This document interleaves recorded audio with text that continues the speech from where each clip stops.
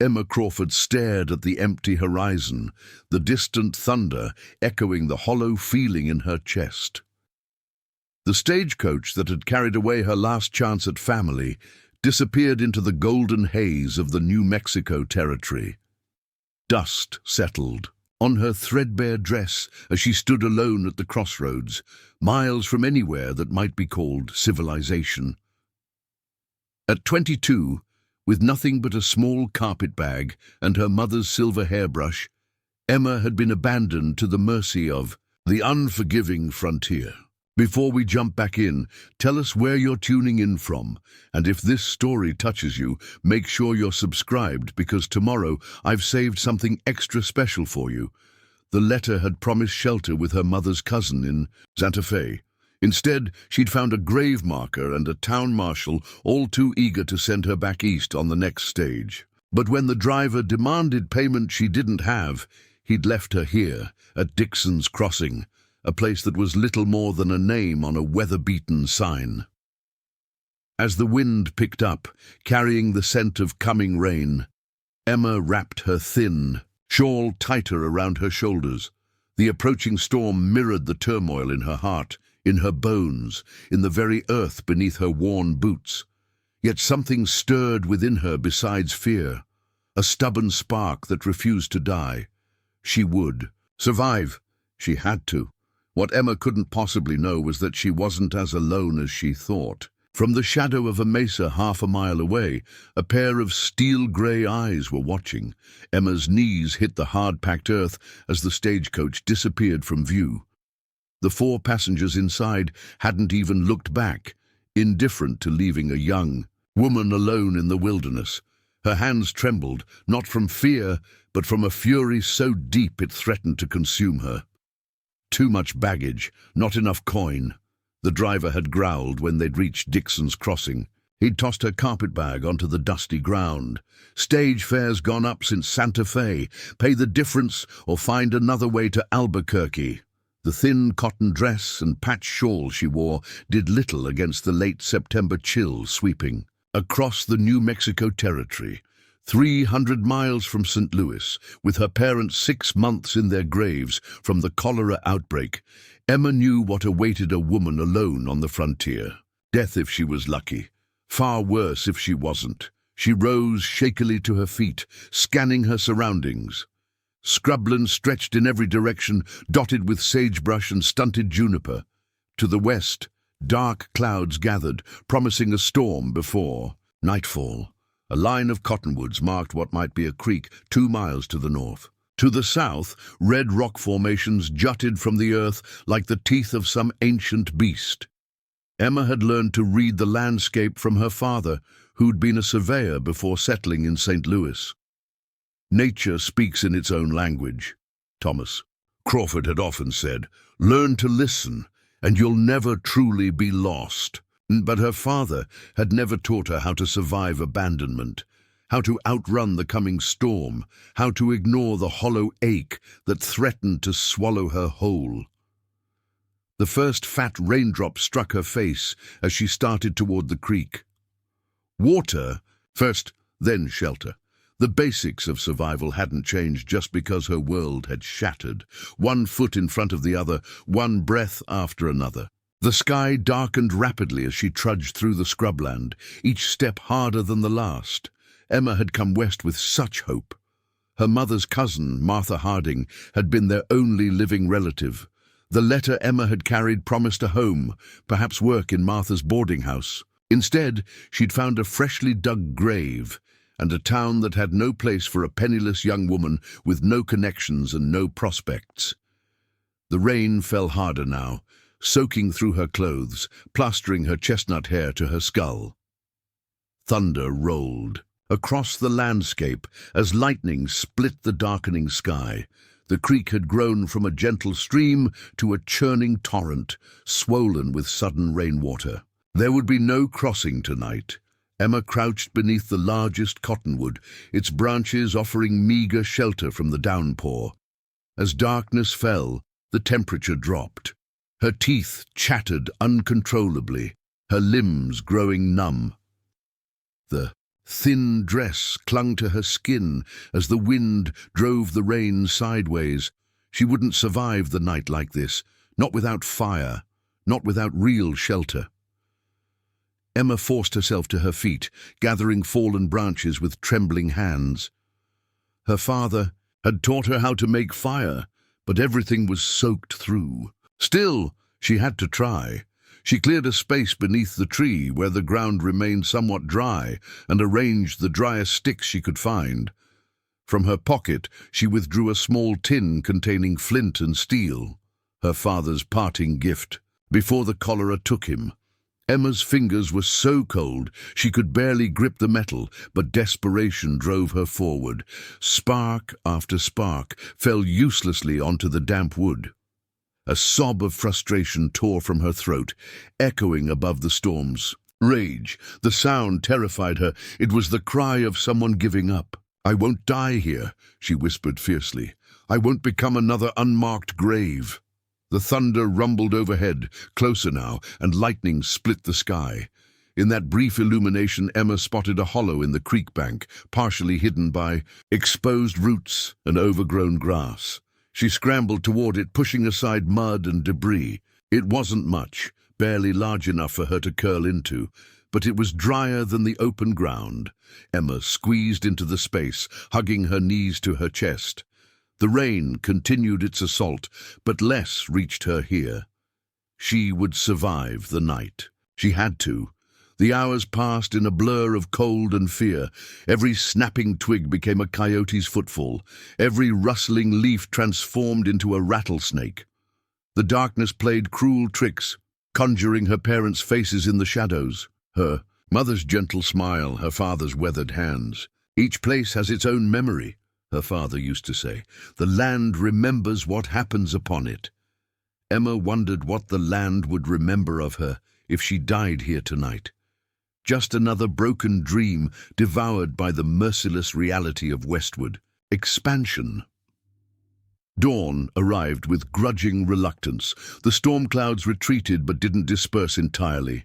Emma crawled from her makeshift shelter, every muscle screaming in protest. Her dress was still damp, her hair a wild tangle, but she had survived the night, small victory though it was. She clung to it fiercely. The creek had receded somewhat, though it still flowed swiftly, brown with silt. Emma knelt at its edge, cupping the cold water in her hands and drinking deeply.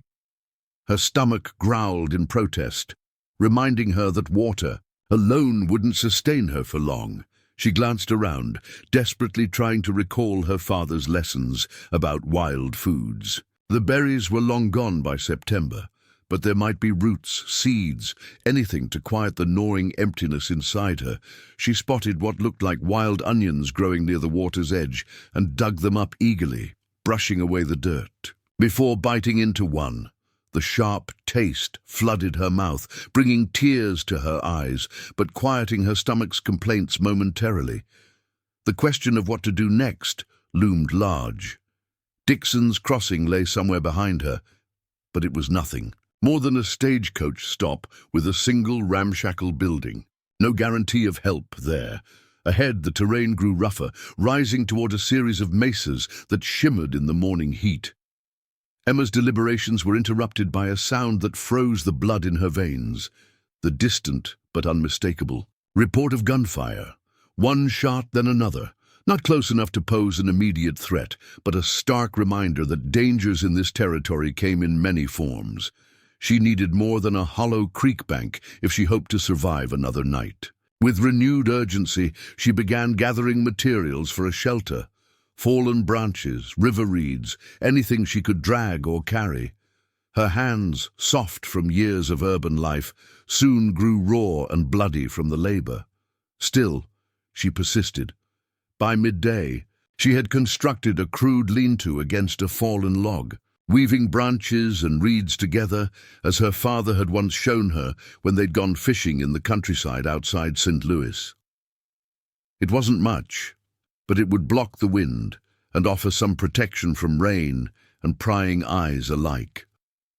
The physical activity had warmed her somewhat, but exhaustion pulled at her limbs like lead weights. She hadn't slept more than fitfully during the storm, and the emotional trauma of her abandonment compounded her physical fatigue. Emma crawled into her shelter. Intending to rest for just a moment, she woke with a start, heart pounding. The light had changed, the sun hanging low in the western sky, painting the landscape in hues of gold and crimson. She'd slept for hours, precious daylight wasted.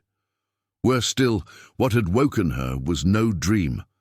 A twig had snapped nearby, too heavy. To be a rabbit or squirrel, Emma held her breath, pressing herself against the back of her shelter. Through the gaps in her crude weaving, she could make out a shape moving along the creek bank. Too small for a bear, too large for a coyote. A human figure. For one wild moment, hope flared in her chest. Had the stagecoach driver returned for her? Had he regretted his cruelty? The hope died as quickly as it had sparked. No one in that stagecoach had shown an ounce of compassion. There was no reason to expect it now. The figure moved closer, and Emma's breath caught in her throat. Not the driver, not any traveller she recognized. A man, tall and broad-shouldered, with dark hair that brushed his collar. He wore a duster covered in trail dust, a wide-brimmed hat pulled low over his face, and, most alarmingly, a gun belt with twin Colts resting against his thighs. Every terrifying story she'd ever heard about the lawless West rushed back to her. Bandits, renegades, men who preyed on the vulnerable. Her mother had insisted such tales were exaggerated, meant to discourage proper Boston ladies from venturing beyond the Mississippi. But Emma's fear didn't care about nuance or context. She pressed a hand over her mouth to stifle any sound that might escape. The man knelt by the creek, filling a canteen. His movements were deliberate, economical. He scanned the surroundings constantly, alert to any threat. When his gaze swept over her shelter, Emma was certain he'd seen her, but his eyes moved on without pausing. She should stay hidden, wait until he left, should pray he didn't discover her presence. Instead, a violent shiver racked her body, causing the branches of her shelter to rustle audibly. The man spun toward the sound, one hand dropping to his revolver with lightning speed. He approached cautiously, each step silent despite the fallen leaves that should have announced his movement. When he reached her shelter, he paused, head tilted as if listening. "Come out," he said, his voice deep and graveled, like it hadn't been used in days. Emma remained frozen, terror paralyzing her limbs. "I won't ask twice," he continued, his tone neither threatening nor kind, simply matter of fact. With trembling limbs, Emma crawled from her hiding place, rising to stand before him. She lifted her chin, determined not to show fear, even as it threatened to choke her. "If you're going to kill me," she said, her voice surprisingly steady, "be quick about it."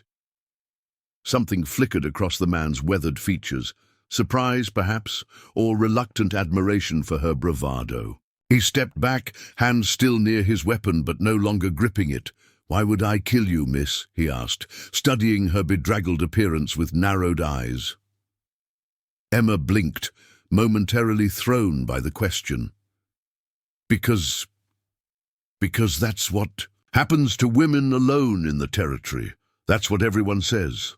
A sound escaped him that might have been a laugh, though there was no humor in it. "And city folk speak only the truth about frontier life. Is that it?" He looked at her more carefully now, taking in her soaked dress, the dark circles beneath her eyes, the crude shelter that spoke of desperate improvisation rather than knowledge. "Where's your people?" he asked, his gaze scanning the surroundings. As if expecting others to appear, Emma's throat tightened. "Gone," she managed. "Dead?" She nodded. 6 months now. Cholera in St. Louis." The man's expression didn't change, but something shifted in his steel-grey eyes. "And you're out here alone because—" "The stagecoach left me," Emma said, the words bitter on her tongue. "I was bound for Santa Fe, to my mother's cousin, but she died before I arrived. I couldn't pay the increased fare to Albuquerque, so—" The driver left me at Dixon's Crossing yesterday. The man's jaw tightened. Left you to die, he said, not a question, but a statement of fact. Emma nodded, a single tear escaping despite her best efforts. She dashed it away angrily. You're hungry, he observed. As if on cue, her stomach growled loudly. The few wild onions she'd eaten hours ago had done little to satisfy her hunger. Without another word, the man reached into a saddlebag she hadn't noticed resting at the base of a nearby tree. He withdrew a strip of dried meat, offering it to her. Emma hesitated only briefly before accepting it. Pride was a luxury she couldn't afford. Preparing and narrating this story took us a lot of time, so if you are enjoying it, subscribe to our channel. It means a lot to us. Now back to the story. Thank you, she said, tearing into the jerky with unladylike enthusiasm. The rich, smoky flavor flooded her mouth, the most delicious thing she'd ever tasted, simply because she was so hungry. The man watched her eat, his face unreadable. When she'd finished, he spoke again. Night comes. Your shelter won't keep coyotes away. Emma glanced back at her pathetic lean-to, knowing he was right, but having no alternative to offer. What's your name, miss? He asked, still studying her with that penetrating gaze. Emma, she replied. Emma Crawford. He nodded once, as if committing the name to memory. Nathan Blackwood. The name sparked something in Emma's memory, something she'd glimpsed on a wanted poster back in Santa Fe. Her expression must have changed, because a grim smile touched the corners of his mouth. So, you've heard of me, he said quietly. You're the man they call the Phantom Rider, she whispered, the fear returning in full force. Nathan Blackwood, accused of robbing 3 banks across the territory, wanted for the murder of 2 lawmen in Arizona. There'd been a $500 reward for information leading to his capture. That's what they call me, he confirmed, no pride or shame in his voice, just simple acknowledgement. Though like most tales told in saloons, the truth is somewhat different. Emma took an instinctive step backward. Blackwood made no move to stop her. I'm not going to hurt you, Miss Crawford, he said, but you will die out here alone. If not, and from cold or hunger, then from coyotes, or men worse than coyotes. Emma swallowed hard, knowing he spoke the truth. There's a place, he continued after a moment's silence. 3 days' ride west, a mining town called Redemption, small enough to be overlooked, large enough to offer work for those willing. Hope and suspicion warred within her. Why would you help me? Blackwood's expression remained impassive, but something ancient and sorrowful flickered in his steel-grey eyes.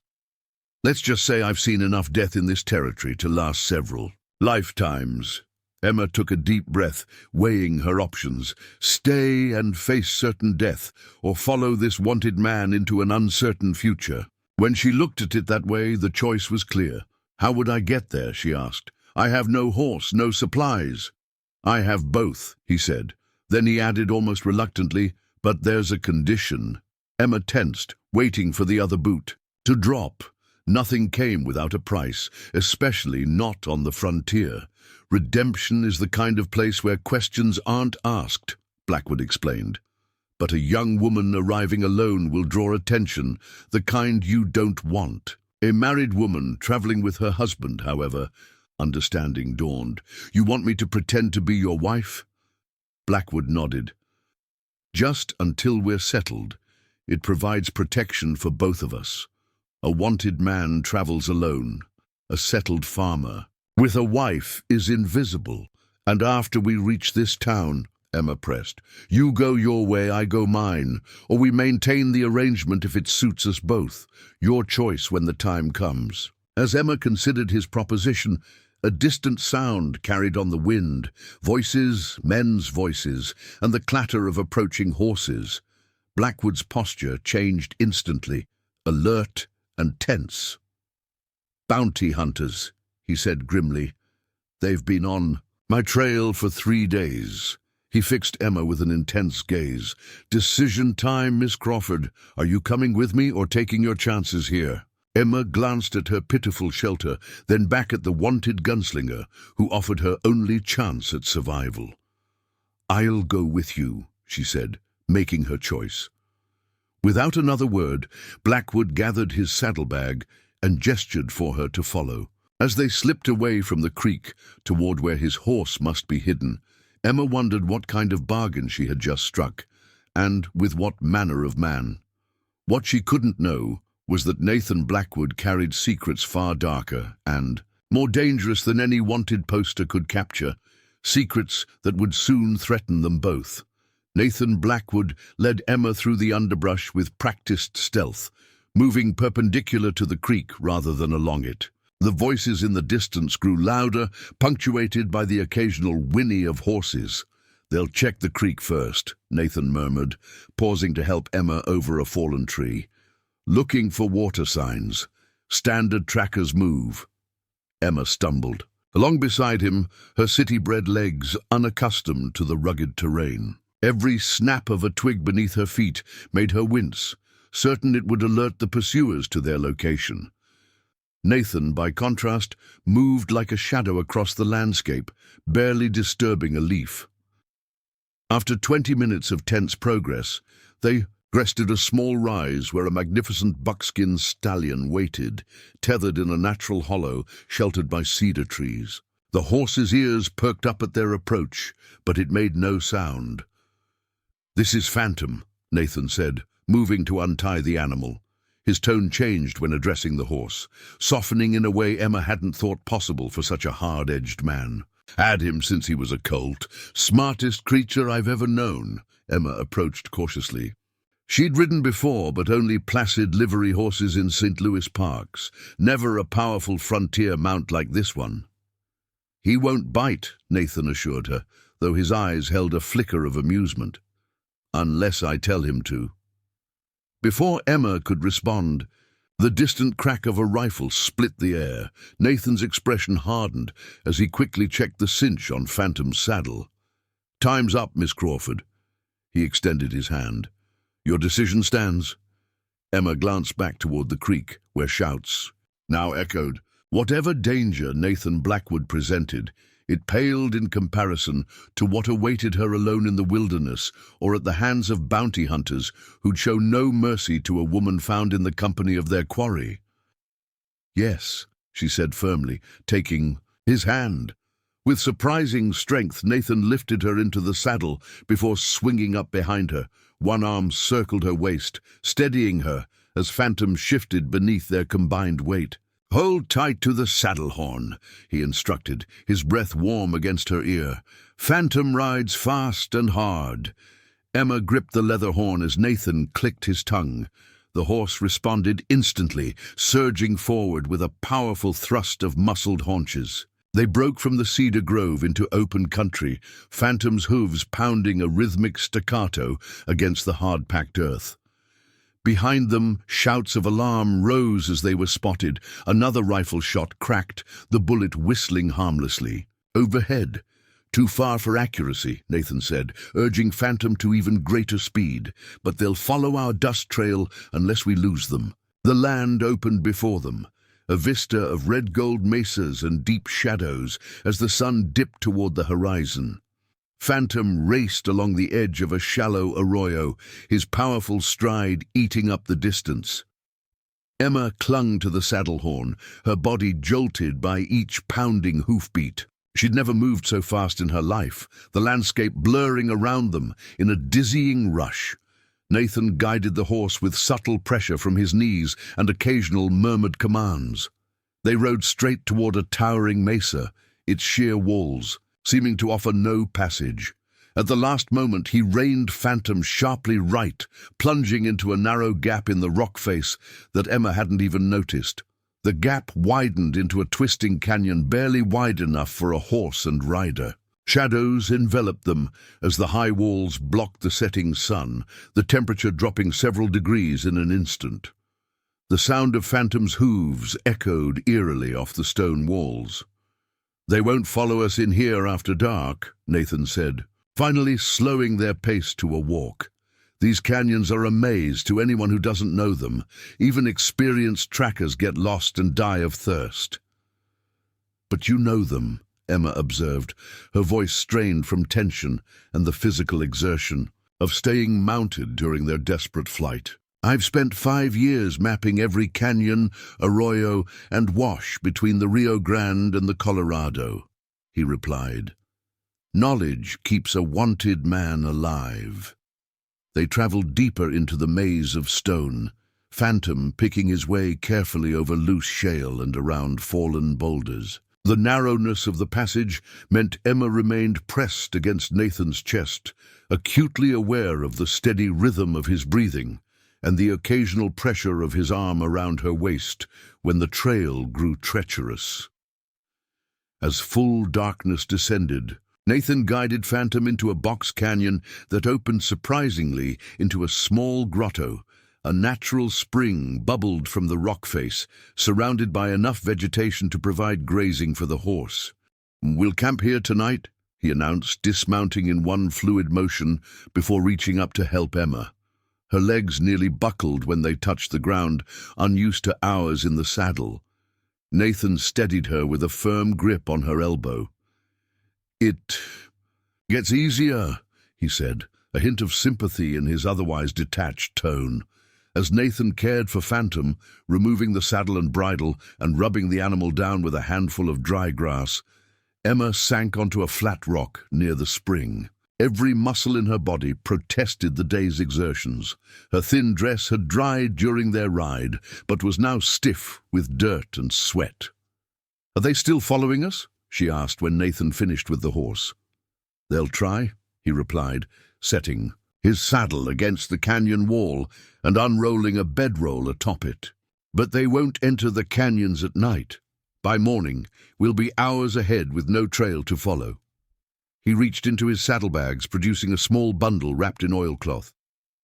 "Not exactly a proper supper for a lady," he said, offering her more jerky and a handful of parched corn. Emma accepted it gratefully. "I'm past caring about propriety, Mr. Blackwood."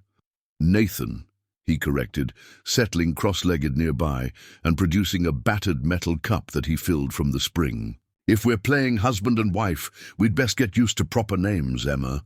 The casual use of her first name sent an unexpected shiver through her. In her world before the cholera, unmarried men and women maintained formal address until explicit. Permission was granted to do otherwise, usually through engagement or family connection. "Very well, Nathan," she managed, the name feeling strange on her tongue. They ate in silence as full darkness wrapped around them. Without the sun's warmth, the desert night quickly grew cold. Emma pulled her thin shawl tighter, unable to suppress a shiver. Without comment, Nathan reached into his saddlebags again and withdrew a woolen blanket, which he passed to her. "Desert nights get below freezing even in September," he said. "That dress won't keep you alive until morning." "Thank you," Emma said, wrapping the blanket around her shoulders. It carried the scents of horse, wood smoke, and something distinctly male that she assumed was Nathan himself. "But what about you?" "I've got my coat," he replied, gesturing to his duster, "and I'm used to the cold." As if to contradict his words, he began gathering small bits of driftwood and dried vegetation. Soon he had a tight bundle of kindling. "Is a fire safe?" Emma asked, remembering the bounty hunters. "Small one, yes. We're deep enough in the canyons that the light won't carry." He struck a match against a stone, the sudden flare illuminating. His face in harsh relief, prominent cheekbones, straight nose, the shadow of beard stubble along a strong jaw. In that brief moment before the match touched the kindling, Emma saw something unexpected in his eyes. A bone-deep weariness that spoke of more than physical fatigue. The small fire caught quickly, casting a circle of warm light in their stone shelter. Nathan fed it carefully, adding just enough fuel to maintain a gentle flame without creating smoke that might give away their position. "We should clarify our arrangement," Emma said after a while, feeling more confident with food in her stomach. and warmth returning to her limbs. If we're to pose as husband and wife, Nathan looked up, his face half in shadow. What needs clarification? Everything, Emma replied frankly. How long have we been married? Where are we from? How did we meet? People will ask questions in this town of yours. A ghost of a smile touched Nathan's lips. You've got a practical mind, Emma Crawford. I'm a banker's daughter, she said simply. My father believed in addressing details before they become problems. Fair. Enough. Nathan leaned back against his saddle. We've been married for 6 months. Met when you were traveling west to join your cousin, and I was working as a cattle driver. Courtship was brief, as frontier courtships often are. We're heading to redemption for a fresh start after drought-ruined prospects further east. And why redemption specifically? Emma pressed. Won't people wonder why you chose such an obscure place? The ghost smile appeared again. You ask good questions. Redemption has a silver mine. New strike last year brought in just enough people to sustain a town, not enough to attract much attention from territorial authorities. We're going because my fictional cousin wrote about opportunities for a man willing to work. Emma nodded, mentally cataloguing these details. What about your situation? Aren't you concerned about being recognized? Nathan's expression darkened. The wanted posters circulate in larger settlements, and along the stage routes, redemption is off those beaten paths. Besides, he added with grim humor, most folks are looking for the phantom rider, lone gunman, always moving, not a settled farmer with a wife. And is that what you'll become? Emma couldn't keep the skepticism from her voice. A farmer, for a time. Something in his tone suggested the arrangement would be temporary, long enough to throw off pursuit, gather supplies, make new plans. Emma studied him in the flickering firelight. You're innocent, aren't you? Of what the posters claim. Nathan's eyes locked with hers, searching, measuring. Finally he spoke, his voice low and controlled. I killed those lawmen in Arizona. That part's true. Emma's breath caught. She hadn't expected such a blunt confession, but they weren't lawmen, he continued. They were hired guns wearing badges bought from a corrupt territorial judge. They murdered 12 settlers, men, women, children, to clear land for a cattle baron named Sullivan. How do you know this? Emma whispered. Nathan's jaw tightened. Because I buried those settlers, my brother's family among them. The revelation hung in the air between them. Emma had no response that wouldn't sound hollow in the face of such tragedy. As for the bank robberies, Nathan continued after a moment, those were Sullivan's men too. I was framed to ensure the territorial authorities would hunt me down if Sullivan's fake lawman failed. That's why you're called the Phantom Rider, Emma realized. Always one step ahead, never caught. 2 years running, he confirmed. Sullivan's put 5,000 on my head now. Those men back at the creek weren't ordinary bounty hunters. They're Sullivan's personal trackers. They've been hunting me since I crossed into the New Mexico territory last month. Emma absorbed this information, reframing everything she thought she knew about the man before her. Why tell me this? You could have maintained the fiction, because if you're riding with me, you deserve to know the danger. Nathan's voice hardened. Sullivan's men won't hesitate to kill you just for being in my company. Our marriage puts a target on your back too. I already had a target on my back, Emma said quietly. Just one of a different kind. Nathan acknowledged this with a slight nod. Dawn comes early. You should sleep while you can. Tomorrow's ride will be long. He gestured to the bedroll atop his saddle. Take that. I'll keep watch. Emma hesitated. You need rest too. I'll manage. His tone brooked no argument. She wanted to protest further, but recognized the stubborn set of his jaw. Instead, she moved to the offered bedroll, wrapping his blanket tightly around herself as she settled onto the surprisingly comfortable surface. Nathan, she said, as he moved to sit at the entrance to their small shelter, thank you for everything. He Glance back, his expression unreadable in the dying firelight. "Don't thank me yet, Emma Crawford. Our journey's just beginning." Sleep claimed Emma, despite her intention to remain alert. The physical and emotional exhaustion of the past 2 days pulled her into a dreamless void that lasted until a gentle hand on her shoulder roused her to pre-dawn grayness. "Time to move," Nathan said, already fully alert. "We need to clear the canyons before full light." Phantom stood ready, saddled and bridled. Nathan had packed his meager supplies and extinguished all trace of their small fire. Emma rose stiffly, every muscle protesting the previous day's exertions. "Drink," Nathan offered her the canteen, "and take these." He held out 2 small brown tablets. Emma eyed them suspiciously. "Willow bark," he explained, "for the pain. You'll need it before we've ridden for an hour." She accepted gratefully, washing the bitter tablets down with several swallows of cool water. As she handed back the canteen, the reality of their situation struck her anew. Yesterday she had been alone, certain of death in the wilderness. Now she rode with a wanted man, posing as his wife, fleeing toward an uncertain future. "Having second thoughts?" Nathan asked, reading her expression with uncomfortable accuracy. "Weighing options," she corrected. "Habit of a banker's daughter. And what's the balance sheet show?" Emma met his gaze directly. "That I'm better off with you than without you, regardless of the risks." A flash of something. Respect, perhaps. Nuck crossed his features. Without comment, he helped her mount Phantom, then swung up behind her with practiced ease. They rode out of their shelter as the first rays of sunlight touched the upper rim of the canyon walls. Nathan guided Phantom through passages that seemed identical to Emma's untrained eye, yet he navigated them with absolute confidence. "How much further to redemption?" she asked, as they emerged from the canyon maze into open country bathed in golden morning light.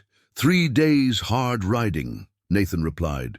2 stops between here and there where we can resupply and rest. Settlements too small to have telegraph offices or regular law presence." Emma nodded, mentally preparing herself for days in the saddle.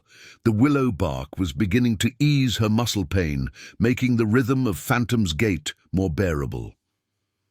"We need to establish our story more thoroughly," she said after they'd ridden, in silence for nearly an hour. "If we're to be convincing." Nathan adjusted his hold on the reins. "What did you have in mind?" "Details," Emma replied.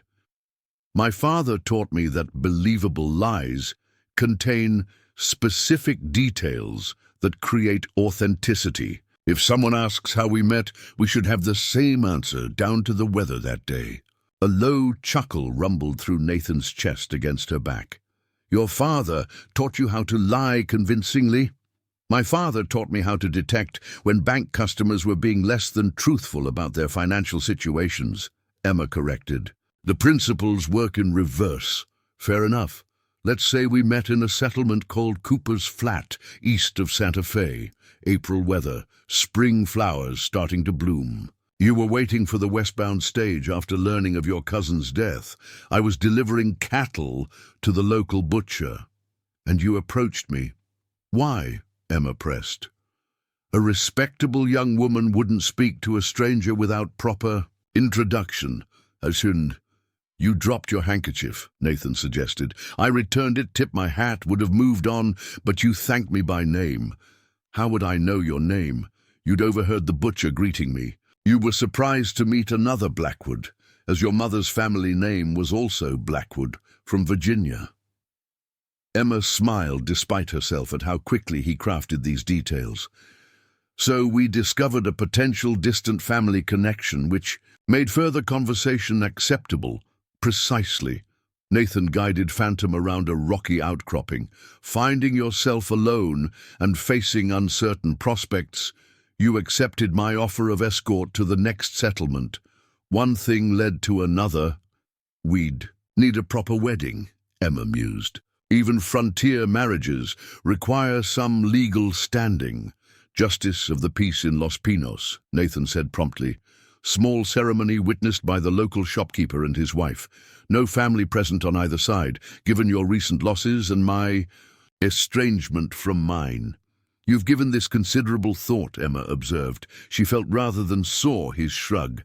Creating new identities becomes second nature when you've lived as I have. The best false stories contain elements of truth woven through them.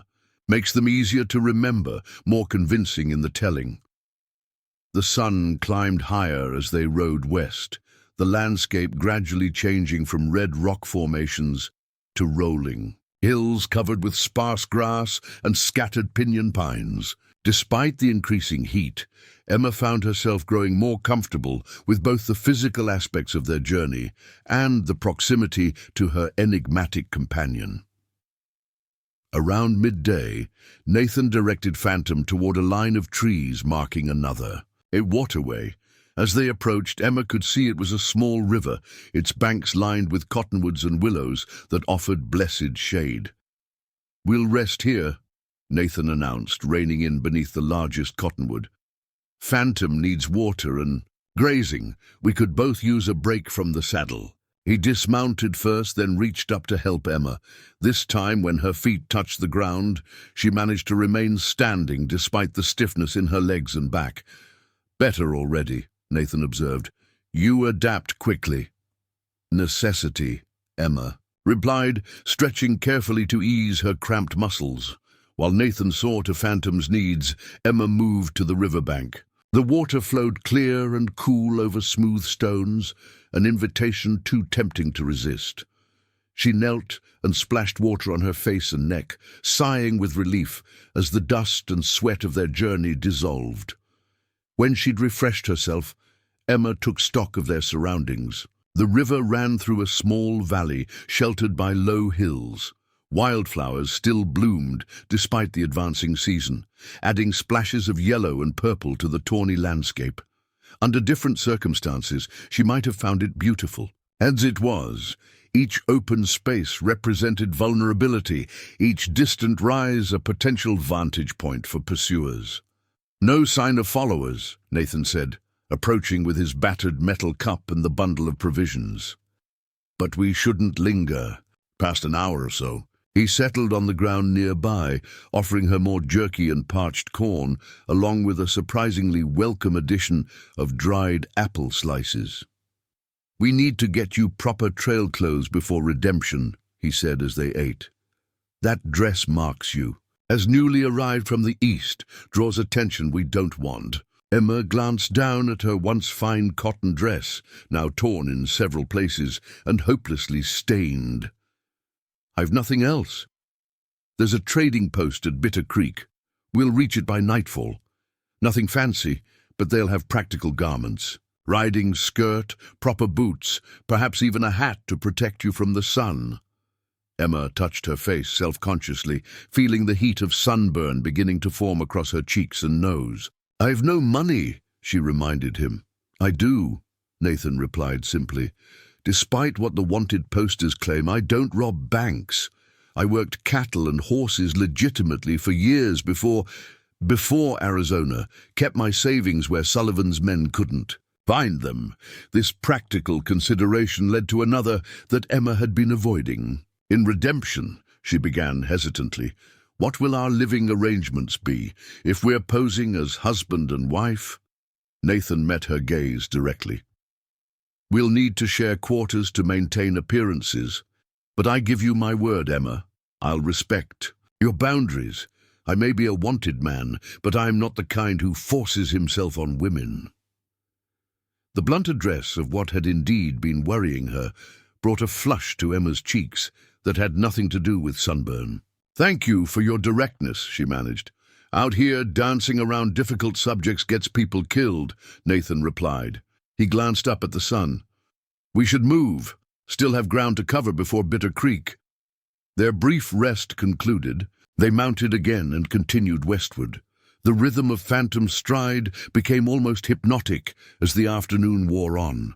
Emma found herself relaxing incrementally against Nathan's solid presence, her initial wariness giving way to pragmatic acceptance of their unusual partnership. As the sun began its descent toward the western horizon, the landscape changed once more. They followed the river valley until it narrowed, passing between steep bluffs before opening into a broader plain. In the distance, Emma could make out a cluster of buildings nestled against the base of a hillside. "Bitter Creek," Nathan announced, sensing her unasked question. "Not much to look at, but it has what we need." Emma studied the approaching settlement with interest. Unlike the bustling streets of Santa Fe, with its Spanish-influenced architecture and territorial government buildings, Bitter Creek consisted of perhaps a dozen structures. A trading post formed the centerpiece, flanked by what appeared to be a livery stable, a few rough cabins, and a single two-story building that might be a boarding house. "Remember," Nathan said as they approached, "from now on, we're husband and wife, Nathan and Emma Blackwood, heading to Redemption for a fresh start." Emma nodded, straightening her posture and summoning the poise her mother had instilled through years of social training. Banker's daughter or gunslinger's wife, either role required a certain performance. "Ready, husband?" she asked, deliberately using the term to accustom herself to their charade. She felt rather than saw his approving nod. "Ready, wife." As they rode into Bitter Creek, Emma couldn't shake the feeling that this small, unremarkable settlement represented a boundary crossed, not just physically, but in every sense that mattered. Behind lay the ordered world of her past. Ahead stretched an uncertain future tied to a dangerous man with secrets darker than the canyon shadows they'd sheltered in. Yet, as the trading post's weathered sign came into view, Emma felt something unexpected beneath her apprehension and exhaustion, a flicker of hope, fragile as a candle flame, but stubbornly persistent. Whatever awaited them in Redemption, she faced it not alone, but with a partner, however temporary their alliance might prove. Bitter Creek existed in the strange twilight space between civilization and wilderness, too small to appear on most maps, too permanent to be considered temporary. As Nathan guided Phantom down the settlement's single dusty street, Emma observed how the handful of residents paused in their activities to study the newcomers with unabashed curiosity. A weathered man in a leather apron set down his hammer outside the livery stable, wiping soot-stained hands on his trousers as he assessed. Both horse and riders, two women carrying water buckets from the creek, exchanged whispers, their gazes lingering on Emma's disheveled appearance. Near the trading post, a grey-bearded man in a slouch hat tilted his chair forward from where it had been propped against the wall, his rheumy eyes narrowing beneath bushy brows. "Not much happens here," Nathan murmured close to her ear. "New arrivals are the most excitement they'll see this month." He directed Phantom to a hitching post outside the trading post, a long, low building constructed of rough-hewn pine logs. With a covered porch spanning its front, the sign above the door simply read, "Mills Trading," in faded black paint. Nathan dismounted first, then reached up to help Emma. Her muscles protested after hours in the saddle, but she was determined not to show weakness before the watchful eyes of Bitter Creek's residents. She accepted Nathan's assistance with what she hoped appeared to be the casual familiarity of a wife rather than the tentative grasp of a near stranger. "Wait here," Nathan said, his voice pitched for her ears alone as he tied Phantom securely. "Let me make sure it's safe inside." The quiet instruction reminded Emma of the precarious nature of their situation.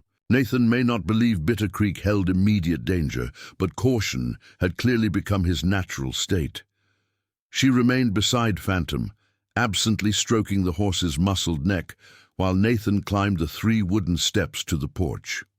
The grey-bearded man in the slouch hat nodded a wordless greeting, which Nathan returned with equal economy before disappearing into the trading post.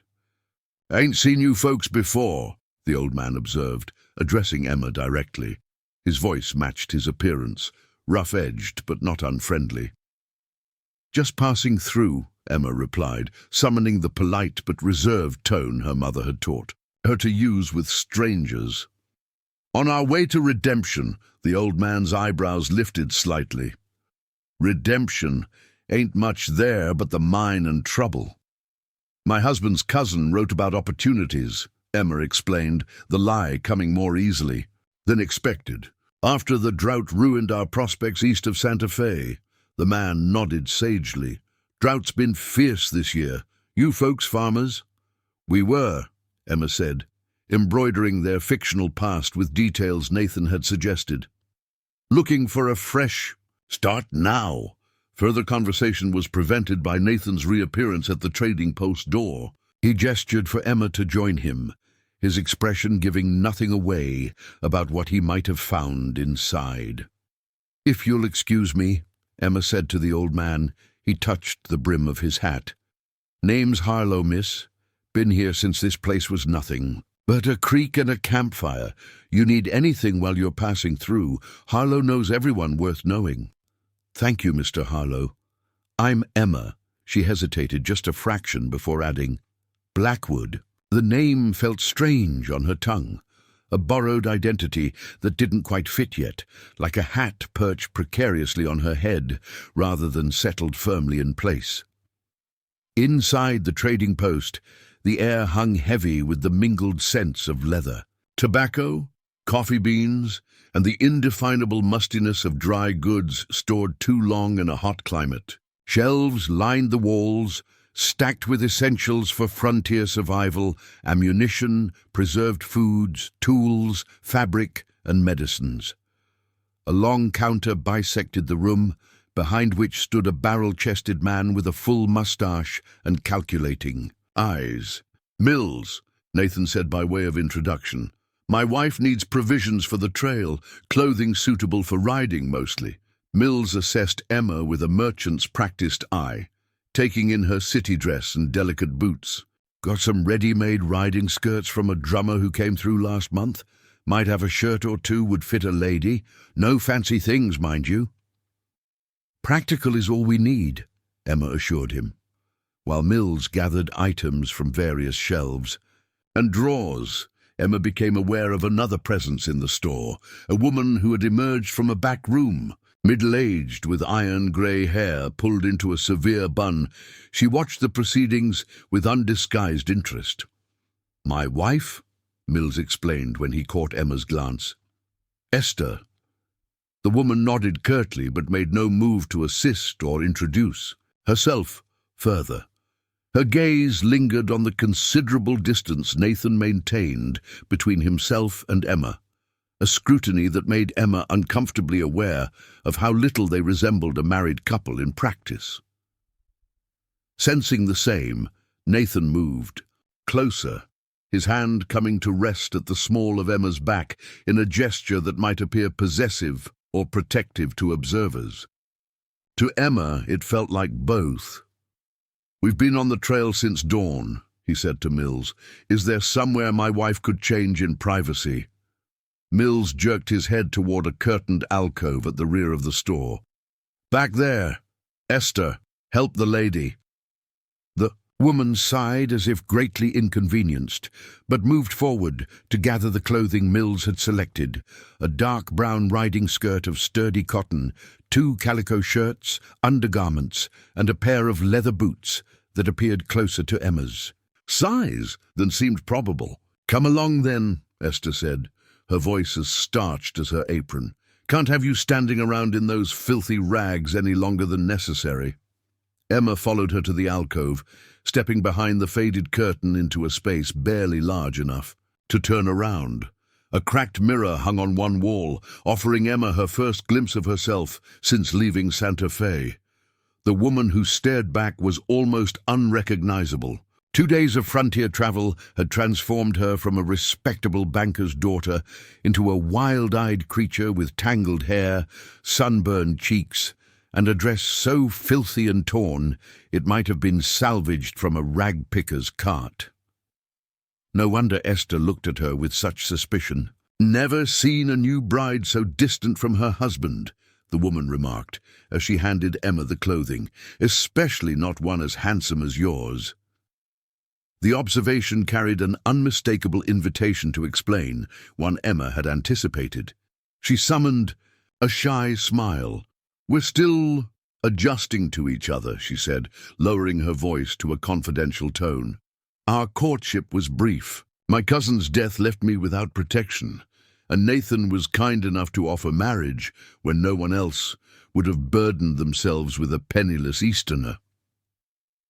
The half-truth seemed to satisfy Esther, whose pinched expression softened slightly. "Frontier marriages often start from necessity," she acknowledged. "Mills and I barely knew each other's names when the preacher said his words over us. 26 years ago now." Emma began changing into the new clothing, grateful for the simple practicality of the items. The riding skirt fell to her ankles, but was split to allow comfortable straddling of a horse. Scandalous in St. Louis, but essential on the frontier. The calico shirt, though plain, was clean and fit well enough. "Your man waiting for something at Redemption?" Esther asked, as Emma pulled on the boots. "Besides his cousin, I mean." The question seemed innocent enough, but Emma detected the undercurrent of suspicion. In small settlements like Bitter Creek, strangers were potential threats until proven otherwise. "A fresh start," Emma replied, sticking to their established story. "The drought took everything east of Santa Fe. We're hoping the silver mine might offer steadier prospects." Esther snorted softly. "Silver's a fickle mistress. Here today, played out tomorrow. Still," she added with unexpected kindness, "everybody deserves a chance to begin again." When Emma emerged from the alcove, she found Nathan in conversation with Mills about trail conditions ahead. He glanced up at her approach, his expression changing almost imperceptibly as he took in her transformed appearance. "Better," he said, simply, but something in his eyes, a momentary warming, suggested more substantial approval. Mills calculated their purchases with methodical precision. In addition to Emma's clothing, Nathan had acquired supplies for the journey: coffee, flour, salt pork, ammunition for the rifle strapped to his saddle, and various small necessities that Emma would come to appreciate in the days ahead. When Mills announced the total, Nathan counted out silver coins from a leather pouch. The amount seemed considerable to Emma, though frontier prices meant little to her eastern sensibilities. "Any rooms to let in Bitter Creek?" Nathan asked, as Mills wrapped their purchases in brown paper. "We could use a proper night's rest before. Continuing tomorrow. Widow Pierce takes boarders," Mills replied. "2 cabins behind her place. Basic but clean." He gestured vaguely eastward. "Yellow house at the end of the street, can't miss it." With their business concluded, Nathan loaded their supplies into his saddlebags while Emma waited on the porch. The old man, Harlow, had disappeared, but the settlement's few visible residents continued their unabashed observation. "Feel better?" Nathan asked quietly as he secured the last package. "Much," Emma admitted, "though I'm still not convinced we should stay the night. Isn't moving on safer?" Nathan shook his head slightly. "Phantom needs proper rest, and so do you. We've put enough distance between us and Sullivan's men for one day. Besides," he added with grim practicality, "establishing ourselves as an ordinary couple traveling. West means being seen in settlements, not avoiding them entirely." The logic was sound, even if it made Emma uneasy. As a woman raised in the relative safety of St. Louis society, she found it difficult to embrace frontier pragmatism where danger was considered a constant rather than an exception. They led Phantom down the street toward the yellow house Mills had described. Like most structures in Bitter Creek, it was simple but substantial. A single-story dwelling with a small covered porch and neat curtains visible in the windows. Behind it stood 2 smaller cabins, one of which had smoke rising from its stone chimney. A plump, silver-haired woman in a faded blue dress was sweeping the main house's porch when they approached. She paused, leaning on her broom as she assessed. The newcomers, with the same frank curiosity Emma was beginning to recognize as a frontier characteristic. "Widow Pierce?" Nathan inquired, removing his hat with frontier courtesy. "That's me," the woman confirmed. "What can I do for you, young man?" "Mills at the trading post said you might have a cabin to let for the night. My wife and I are traveling to Redemption." Emma didn't miss how smoothly Nathan had incorporated their cover story into the simple request, nor how the widow's gaze sharpened with interest at the mention of redemption. "Got one cabin available," Widow Pierce said. "$. For the night includes supper and breakfast. Extra 2 bits if you want a hot bath prepared." "Both would be appreciated," Nathan replied, reaching for his coin pouch. "And a place for my horse? Small corral behind the second cabin. Help yourself to grain in the bin. That's included in the price." Business concluded, the widow handed over a large iron key and pointed to the farther of the 2 cabins. "Supper's at sundown in the main house. Don't be late. I don't serve twice." After seeing Phantom's needs, Nathan and Emma entered their rented shelter for the night. The cabin was indeed basic. A single room containing a narrow bed with a corn-husk mattress, a rough wooden table with 2 chairs, a stone fireplace with a small stack of split logs beside it, and a washstand with a dented tin basin. What it lacked in amenities, it made up for in cleanliness. The plank floor had been recently swept, and the single window's curtain, though faded, was freshly laundered.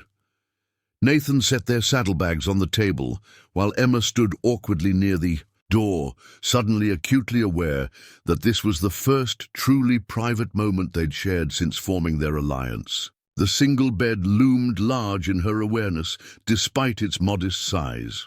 "I'll sleep on the floor," Nathan said, correctly interpreting her discomfort. "You take the bed." "That hardly seems fair," Emma protested weakly, though relief flooded through her at his consideration. "Fair doesn't enter into it," he replied with practical finality. "You need proper rest more than I do. I've slept on worse than a plank floor many times." Before Emma could respond, a sharp knock at the door announced the arrival of 2 young boys, carrying a large wooden tub between them, followed by a parade of younger children with buckets of steaming water. "Ma says you paid for a bath," the oldest boy announced. "Where do you want it?" Nathan directed them to place the tub near the fireplace, then added more coins to their eager hands when the tub was filled. "Privacy for my wife," he instructed as the children filed out. When they were alone again, he collected his rifle and hat. "I'll see Phantom and have a look around the settlement. Give you time for your bath." The consideration touched Emma, though. She wondered if his departure was truly for her benefit, or if he sought information about potential threats. "Perhaps both, Nathan," she said as he reached the door. "Thank you for everything today." He paused, his expression softening momentarily. "Get some rest, Emma. We've got miles to cover tomorrow." Alone in the cabin, Emma surrendered to the luxury of the bath. Though the tub was crude and the soap harsh compared to the lavender-scented cakes she'd used in St. Louis, the hot water soothed muscles aching from unaccustomed hours in the saddle. She washed her hair as best she could, then donned her new clothing, feeling renewed by the simple act of cleanliness. When Nathan returned an hour later, Emma was seated at the table, working a comb through her damp hair. He carried a bundle of blankets, presumably borrowed from Widow Pierce, for his makeshift bed on the floor. "Anything concerning town?" she asked, setting aside the comb. "Nothing immediate," he replied, placing the blankets near the fireplace. "Settlement's quiet. Few miners passed through yesterday heading toward Redemption, but no sign of Sullivan's men or territorial marshals."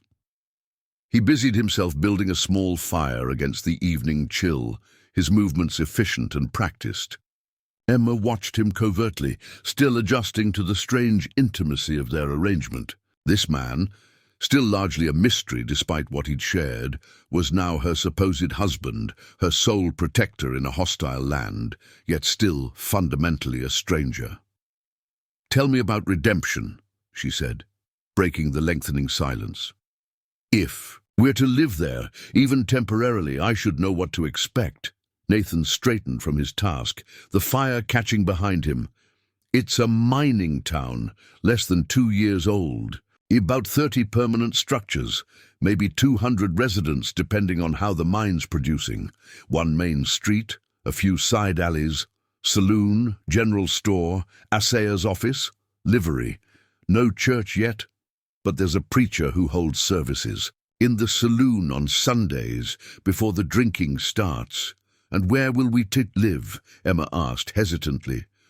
There's a small cabin on the north edge of town, Nathan replied. Belonged to a friend who died last winter. He left word with the saloon keeper that I could claim it if I ever passed through. It's been standing empty since then. The casual mention of the friend's death reminded Emma of the frontier's harshness. Life expectancy diminished dramatically west of the Mississippi, where disease, accident, violence, or simple exposure claimed lives with regularity. How did he die? She asked, suddenly needing to know more about the shelter that awaited them. Fever, Nathan said simply. Nothing suspicious or lingering about the cabin, if that's your concern. It hadn't been, specifically, but Emma was grateful for the reassurance nonetheless. She was about to inquire further when another knock interrupted them. "Supper's ready," called Widow Pierce's voice through the door. "Don't let it get cold." Dining at the widow's table proved to be an experience in frontier sociability. Besides Nathan and Emma, 3 other guests shared the meal. A whiskey drummer on his way to Albuquerque and 2 brothers who worked sporadic shifts at a distant ranch. Conversation flowed easily among the men, centered on practical matters, like trail conditions, water sources, and the ever-present concern about hostile encounters, both human and animal. Emma remained largely silent, observing the unwritten rules of this masculine domain. She noticed how Nathan skillfully deflected direct questions about their past, while offering enough mundane details about their fictional marriage to satisfy casual curiosity. He played the role of attentive husband with surprising conviction, ensuring Emma's plate remained filled and occasionally touching her hand or shoulder in gestures that appeared natural to onlookers. By the time they returned to their cabin, full darkness had settled over Bitter Creek. The settlement had no street lamps, but starlight and a waxing moon provided enough illumination to navigate the short path to their temporary shelter. Inside, Nathan lit the oil lamp on the table while Emma nervously contemplated the sleeping arrangements. True to his word, he made no movement toward the narrow bed, instead spreading his blankets on the floor near the fireplace. "You should sleep," he said, checking that the cabin's door was securely bolted. "Dawn comes early and we'll want to be on the trail before the heat builds." Emma sat on the edge of the bed, removing her boots but otherwise remaining fully dressed. Despite Nathan's apparent trustworthiness thus far, she wasn't prepared to disrobe completely in his presence. "Will we reach Redemption tomorrow?" she asked, delaying the moment when she would have to lie down and attempt to sleep with a dangerous man mere feet away. "Day after," Nathan replied, removing his gun belt and placing it within easy reach of his makeshift bed. His rifle leaned against the wall nearby, also accessible but not immediately threatening. "There's another small settlement between here and there, Little Fork. We'll stop there tomorrow night." Emma nodded, finally stretching out on the cornhusk mattress. Though hardly luxurious by St. Louis standards, it felt decadently comfortable after a night on the ground and a day in the saddle. "Nathan," she said softly, as he extinguished the lamp, plunging the cabin into darkness, relieved only by the fire's glow. "Are you sure this will work? Us pretending to be married in Redemption?" In the dimness, she could just make out his silhouette as he settled onto his blankets. "It has to," he replied simply, "for both our sakes." The answer wasn't particularly reassuring, but Emma understood its truth. Their unusual partnership had formed from mutual necessity rather than choice. Its success would depend on convincing everyone they encountered. From Widow Pierce to the residence of redemption, that Nathan Blackwood and his bride were exactly what they appeared to be, a young couple seeking a fresh start on the frontier. As she drifted toward sleep, Emma wondered what her proper Boston mother would think of her current circumstances. Elizabeth Crawford had raised her daughter to be a banker's wife, not a gunslinger's accomplice. Yet here she was, bound to a wanted man by a web of lies and shared danger, heading toward a mining town she'd never heard of before yesterday. The strangest part was that despite every logical reason for fear, Emma felt safer than she had since. The cholera took her parents. Nathan Blackwood might be dangerous, but his danger wasn't directed at her. In a land where survival often depended on alliances of convenience, she had found perhaps the most capable protector available. Whether that protection would last beyond redemption remained to be seen. For now, it was enough to know that tomorrow she wouldn't face the wilderness alone. Dawn painted the eastern sky in watercolor shades of pink and gold as Emma and Nathan departed Bitter Creek.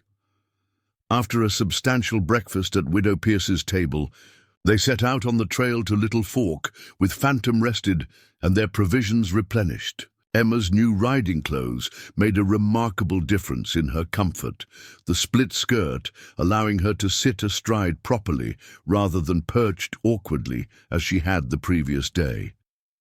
Decent folk in Bitter Creek, Nathan observed once the settlement had disappeared behind them. No questions beyond the expected. The widow seemed convinced by our performance, Emma replied, though I noticed Mrs. Mills watching us rather carefully at the trading post. Nathan adjusted his hat against the rising sun. Observant of you, small settlements survive on awareness. Strangers represent potential threat or opportunity, sometimes both. The trail narrowed as they entered a stretch of pine forest. The ground carpeted with fallen needles that muffled Phantom's hoofbeats. Sunlight filtered through the canopy in dappled patterns, the air cooler here than in the open country. Birds called from the branches overhead, their morning songs a pleasant counterpoint to the rhythm of their travel. "You handled yourself well," Nathan said, after they'd ridden in companionable silence for several miles. "Not many city women adapt so quickly to frontier conditions." The unexpected compliment warmed Emma more than it should have. Necessity, as I said before, though I'll admit having proper clothing helps considerably. "It's more than that," Nathan countered. "You have a resilience that can't be purchased at a trading post." Before Emma could respond, Phantom suddenly tensed beneath them, ears pricked, forward in alert attention. Nathan immediately reined the horse to a halt, his entire demeanor shifting from relaxed conversation to heightened vigilance. One hand dropped to the revolver at his hip, while the other held the reins with practiced stillness. "What is it?" Emma whispered, her body instinctively tensing against his. "Someone ahead," Nathan murmured, barely audible. "Phantom smells them." They remained motionless, every sense straining toward the trail ahead. After several tense moments, Emma detected what Nathan and Phantom had sensed earlier, the faint jingle of metal against metal, the subtle creak of leather, sounds that might be innocuous travelers or mortal danger. "Options?" Emma whispered, surprising herself with the practical question rather than reflexive panic. Nathan's arm tightened slightly around her waist, a silent acknowledgement of her composure. "Forests too thick to go around safely, trails too narrow to turn quickly. We proceed, but cautiously. Remember, we're Nathan and Emma Blackwood, heading to redemption to start anew." He urged Phantom forward at a deliberately unhurried pace. Emma's heart hammered against her ribs, but she forced her face into an expression of casual unconcern. If these were innocent travelers, undue alarm would only raise suspicions. The trail curved around a massive boulder, revealing the source of the sounds. 3 mounted men had stopped to water their horses at a small stream crossing the path. All wore the dust of long travel, their horses laden with equipment suggesting a mining expedition. Two were clearly labourers, rough-hewn, men with weathered faces and calloused hands. The third, slightly apart from his companions, carried himself with the unmistakable authority of leadership. Nathan's posture didn't relax entirely, but his hand moved away from his revolver as the men looked up at their approach. "Morning," the leader called, touching the brim of his hat in greeting. A man in his 40s, with a neatly trimmed beard and clothing of better quality than his companions, he assessed Nathan and Emma with shrewd eyes. "Trail clear behind you." "Clear enough," Nathan replied non-committally. "You gentlemen heading to Bitter Creek?" "Just left there yesterday," the man said, "bound for Redemption and the Double Eagle mine." He straightened in his saddle. "Jeremiah, Hayes, mining engineer." He gestured to his companions. "Anderson and Whitley, my assistants." Nathan nodded acknowledgement. "Nathan Blackwood, my wife, Emma, also bound for Redemption." Hayes's eyebrows lifted slightly. "Unusual destination for a married couple. Redemption's hardly civilized." "My cousin writes that it's growing," Nathan replied, smoothly delivering their established story. "After drought took our farm, we're looking for fresh opportunities." Hayes studied them with renewed interest. "Well now, that's fortunate timing. The Double Eagle's expanding operations. Hired me to assess a new section of the mine, improve efficiency, always need reliable men for surface work." He glanced at Emma. "And the settlement could certainly use more respectable women. Too many saloon girls, not enough proper families to build stability." The casual offer of potential employment surprised Emma, though she maintained her composure. This chance encounter could provide exactly the legitimacy they needed in Redemption. Association with the mine's operations would explain their presence and reduce scrutiny. "That might be worth discussing once we're settled," Nathan said, maintaining a careful balance between interest and commitment. "Find me at the assayer's office when you arrive," Hayes suggested. "I'll be there most evenings, reviewing mineral samples." He touched his hat again, this time directing the gesture specifically toward Emma. "Ma'am, pleasure meeting you. Redemption will benefit from a lady of your evident quality." The compliment, though formulaic frontier courtesy, brought color to Emma's cheeks. After 2 days of being viewed primarily as a burden or vulnerability, the recognition of her potential value to a growing settlement was unexpectedly affirming. As they continued on their separate ways, Emma felt Nathan's tension gradually subside behind her. "That was fortunate," she observed once the mining party was well behind them. "Potentially," Nathan agreed cautiously. "Hayes seems legitimate enough, but I'll need to assess the situation in Redemption before committing to any arrangement with the mine." "You don't trust his offer?" "I don't trust coincidences," Nathan corrected. 3 months of being hunted teaches caution about unexpected opportunities. The reminder of his fugitive status sobered Emma's momentary optimism. While she might see Hayes's offer as providential, Nathan necessarily viewed it through the lens of survival. Every stranger represented a potential threat until proven otherwise. Still, she persisted, working at the mine would provide excellent cover. No one would look for the phantom rider among ordinary laborers. Nathan made a non-committal sound, but Emma sensed he recognized the logic of her argument. The encounter had offered an unexpected advantage, provided Hayes proved trustworthy. They traveled steadily through the morning, the forest, eventually, giving way to rolling highlands covered with drought-resistant grasses and scattered juniper. The September sun beat down with surprising intensity at this elevation, making Emma grateful for the broad-brimmed hat Nathan had purchased for her in Bitter Creek. Shortly after midday, they paused in the shade of a rocky outcropping for a brief rest. While Phantom grazed nearby, Nathan and Emma shared a simple meal of jerky, hard biscuits from Widow Pierce's kitchen and water from their canteens. How did you become the Phantom Rider? Emma asked the question that had been forming since their first meeting, finally finding a voice. I understand why Sullivan framed you, but how did you become a legend that appears on wanted posters throughout the territory?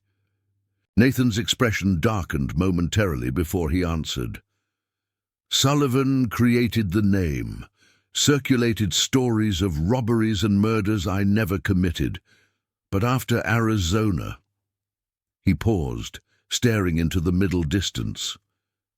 After burying my brother's family, I made a decision. If Sullivan had branded me an outlaw, I'd use that identity against him.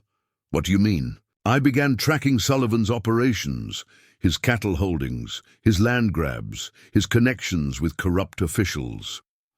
When I found evidence of his methods, I made sure it reached honest marshals or newspaper editors. Anonymous letters, documents, left in the right places, sometimes more direct interventions. Like what? Emma pressed. Nathan met her gaze directly, like freeing families forced off their land at gunpoint, like intercepting payoffs to judges and territorial representatives. Each time, witnesses reported seeing the Phantom Rider. Sullivan's creation became his nightmare. Emma absorbed this revelation, rearranging her understanding of the man beside her. You've been fighting a one-man war against him. And losing, Nathan acknowledged grimly. Sullivan has resources I can't match. Money, men, political connections. Each time I disrupt one of his schemes, he creates 3 more, and the price on my head keeps rising. Is that why you're heading to redemption? To continue this fight? Nathan's jaw tightened. Partly. Sullivan has interests in every significant mine in the territory. The Double Eagle would be a natural target for his expansion. But more immediately, I need shelter through the winter. Can't keep moving once the snow falls. The candid admission of vulnerability surprised Emma. Nathan had presented such capability and self-sufficiency that she'd almost forgotten the practical limitations of his fugitive existence. Even the Phantom Rider needed somewhere to weather the winter months. And after winter, she asked quietly. Nathan's eyes held hers for a long moment. That depends on many things, Emma, including what you decide about your own future. The statement hung between them, acknowledging the temporary nature of their arrangement, while leaving open possibilities neither was ready to articulate. They resumed their journey soon afterward, the terrain gradually changing as they descended from the highlands, into a broad valley carved by a river that had dwindled to a creek during the dry season. Here patches of greenery surrounded natural springs that bubbled up from underground aquifers, creating oases of life amid the drought-stricken landscape. Late afternoon found them approaching Little Fork, a settlement marginally larger than Bitter Creek, but still little more than a way station on the trail to more significant destinations. Unlike the previous settlement's single dusty street, Little Fork boasted 3 intersecting avenues, forming a rough triangle around a central plaza. A modest church with a wooden steeple stood at one corner, balanced by a 2-story hotel across the square. Between them clustered the usual frontier businesses: general store, livery stable, blacksmith, and a saloon whose raucous piano music carried clearly in the still air. Busier than I expected, Nathan observed as they rode past the outlying cabins toward the plaza. Must be mining crews moving through to the Double Eagle. Indeed, the settlement teemed with activity disproportionate to its size. Wagons loaded with mining equipment stood in front of the general store. Groups of rough-looking men congregated outside the saloon. At the livery, a line of horses awaited attention from the overworked blacksmith. "Is this safe?" Emma asked, surveying the unexpected crowd with concern. More people means more chances to be recognized. Also means we're less noteworthy, Nathan countered. One couple among many travelers attracts less attention than visitors to a quiet settlement. Nevertheless, he adjusted his hat lower over his face as they approached the hotel, a precautionary habit Emma had noticed whenever they encountered potential scrutiny. The Traveller's Rest Hotel barely deserved the designation, being little more than a large house with additional rooms built onto its rear. Still, it represented genuine civilization compared to Widow Pierce's cabin, offering Emma her first opportunity for truly private accommodations since leaving Santa Fe. As Nathan secured Phantom at the hitching post, Emma noticed a crudely painted sign beside the hotel's entrance. Rooms, Wanderoon. Respectable establishment, no unaccompanied females. The explicit prohibition might once have offended her sensibilities. Now it reinforced the wisdom of their marriage charade, however uncomfortable its implications might be. Inside, the hotel's modest lobby contained a wooden registration desk, several mismatched chairs arranged conversationally around a stone fireplace, and a doorway leading to what smelled like a kitchen. A harried-looking man with thinning hair and ink-stained fingers looked up from a ledger as they entered. "Need a room? Only one left. Second floor rear. $1.50 with supper included." "We'll take it," Nathan replied, reaching for his rapidly diminishing supply of silver coins. The clerk slid a registration book across the desk. "Sign here. House rules on the back of the door. Supper's at 6 sharp in the dining room. No exceptions." Nathan signed with a practiced hand, "Mr. and Mrs. Nathan Blackwood." The simple act sent an unexpected pang through Emma. Her father had always said a person's signature represented their word, their bond, their very identity. Watching Nathan sign their false union into the hotel's permanent record felt more significant than all their previous declarations. Their room proved surprisingly comfortable. Clean linens on a full-sized bed, a washstand with pitcher and basin, a small writing desk beneath the window, and a braided rug covering most of the plank floor. The window overlooked the rear of the property, where a kitchen garden flourished under the attention of an elderly woman in a faded sunbonnet. "I'll see Phantom," Nathan said, after depositing their saddlebags on the desk, "and survey the settlement. Better for us to know who's here before they take too much notice of us." Emma nodded, understanding his need to assess potential threats. "I'll wait here. Perhaps rest before supper." When the door closed behind him, Emma sank onto the edge of the bed, suddenly overwhelmed by the strange contradictions of her circumstances. A week ago, she had been Emma Crawford, respectable banker's daughter from St. Louis, mourning her parents and journeying west with clear purpose. Now she was Emma Blackwood, supposed wife of a wanted man, traveling under false pretenses toward an uncertain future. Most unsettling was how rapidly she'd adapted to this new identity. The lies came more easily now. The caution, the watchfulness, the constant awareness of potential danger, all had become second nature with unnerving speed. What did that transformation say about her character, her fundamental self? Her mother had often warned against moral compromise, insisting that small ethical concessions inevitably led to larger ones.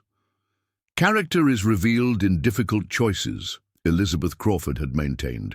"Convenience never justifies deception." Yet here, Emma sat, building an elaborate deception because the convenient truth that she was an abandoned, penniless young woman partnered with a fugitive out of mutual desperation would endanger them both.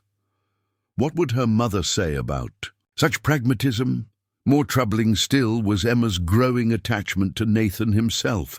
Despite all logic, despite the temporary nature of their arrangement, despite the danger his very presence represented, she found herself drawn to his quiet competence, his understated protection, his complex moral code that defied simple classification.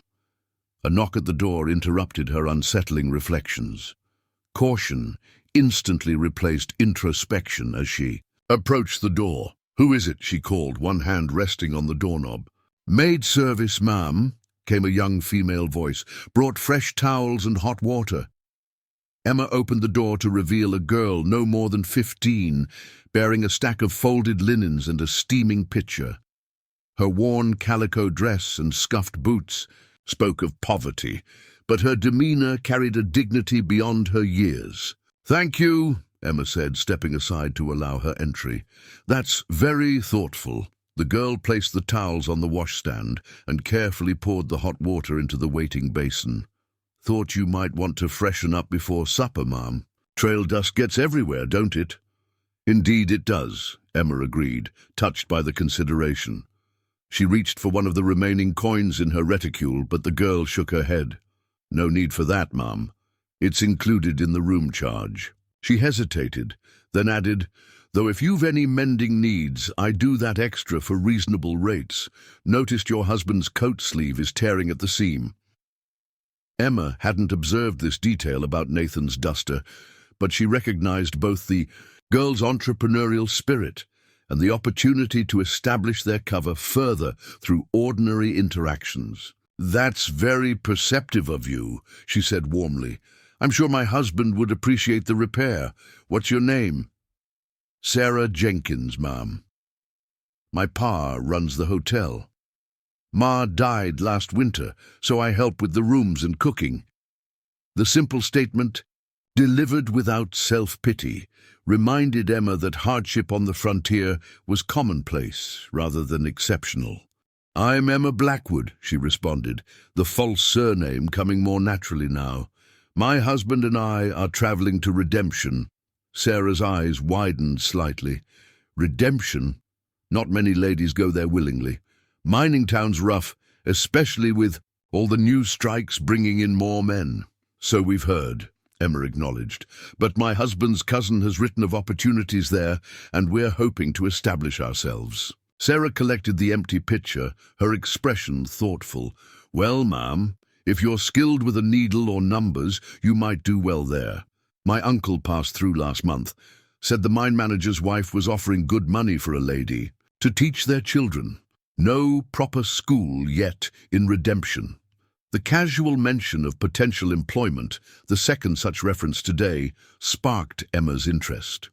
During her brief time in Santa Fe, she'd considered seeking a teaching position before learning of her cousin's death. With her education and background, such work represented a genuine opportunity rather than a fabricated cover. "That's valuable information, Sarah. Thank you." The girl ducked her head in acknowledgement. "Supper bell rings at 6 sharp. Best not be late. Cook gets cross if food sits waiting."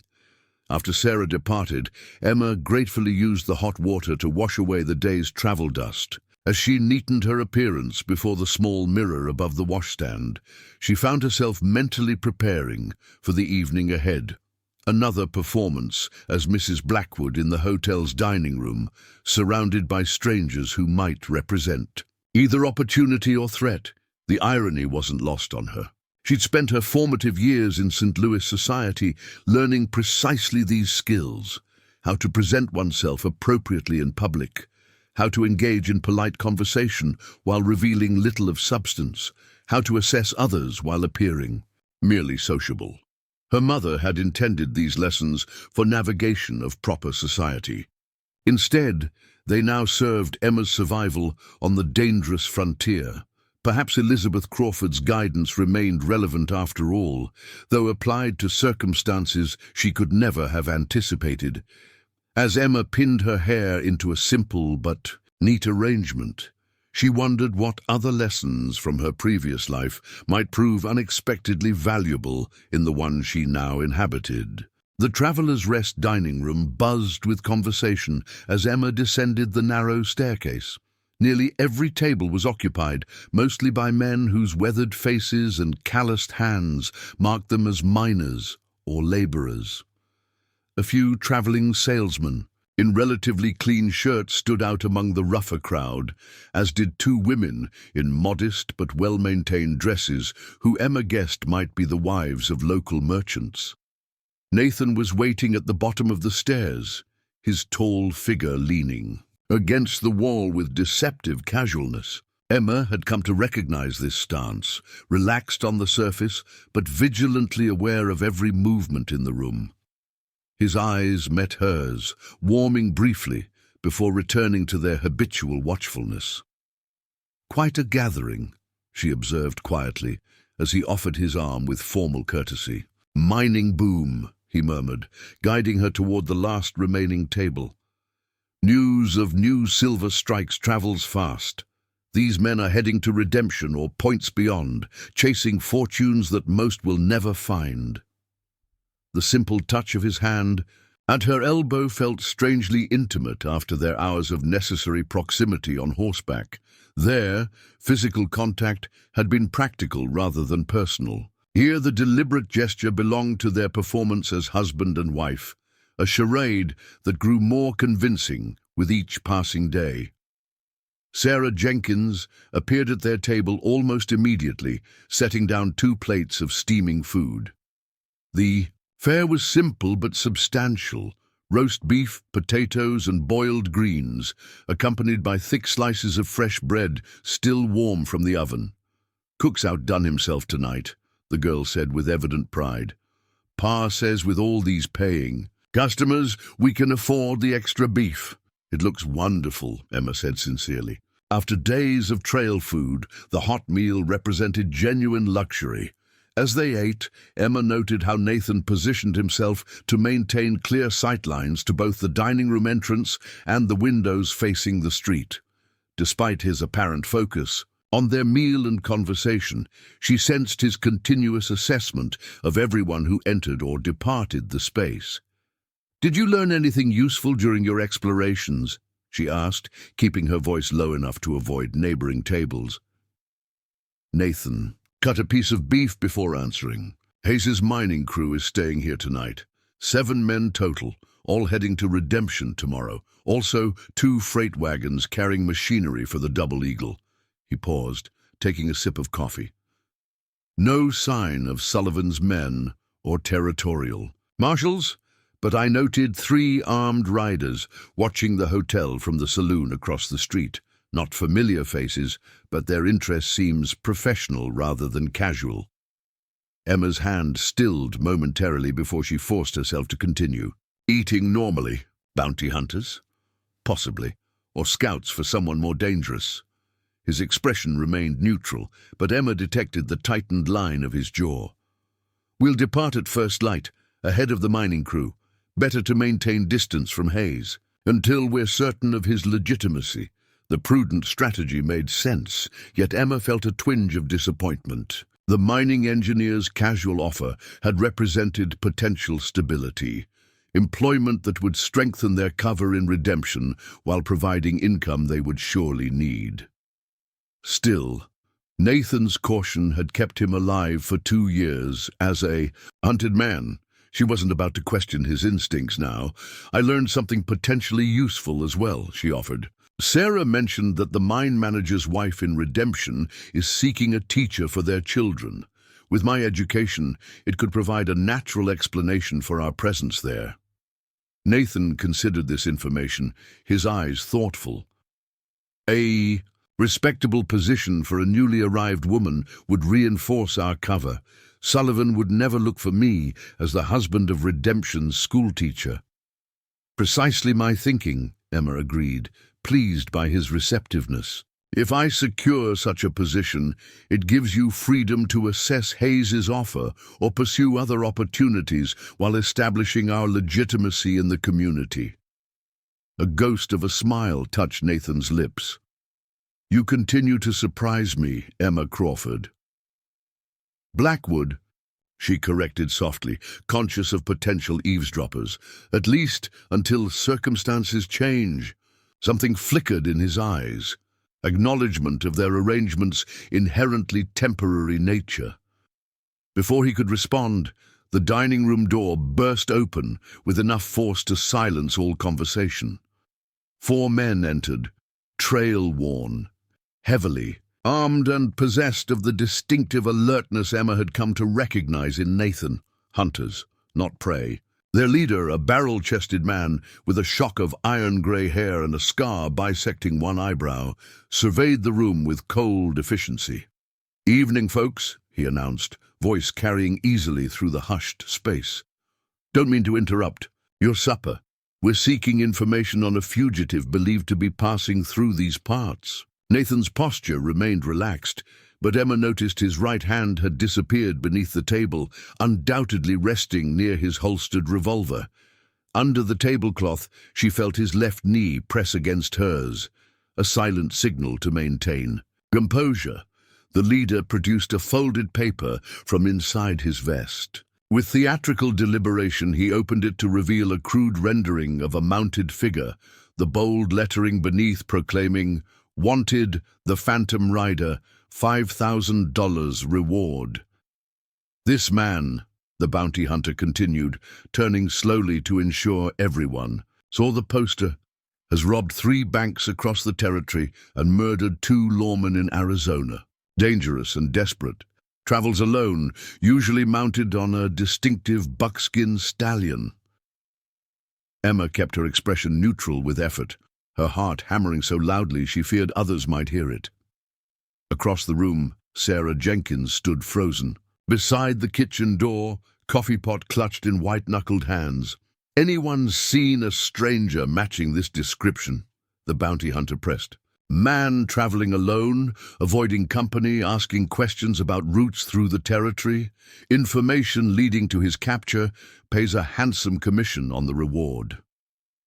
The dining room remained silent, most patrons returning to their meals with deliberate disinterest. Frontier etiquette generally discouraged involving oneself in manhunts unless personally affected. Eventually, the hotel proprietor, a thin man Emma recognized as Sarah's father, stepped forward. "Haven't seen any lone riders matching that description," he said firmly. "Most travelers lately are mining crews heading to redemption. Now, if you gentlemen want rooms for the night, I've only got the attic space left. $2 for the lot of you." The bounty hunter studied him for a moment, clearly measuring the truthfulness of his response. Finally, he refolded the poster. "We'll take the rooms, and we'll be watching arrivals and departures. Anyone remembers seeing this fugitive? We're paying $50 cash for solid information."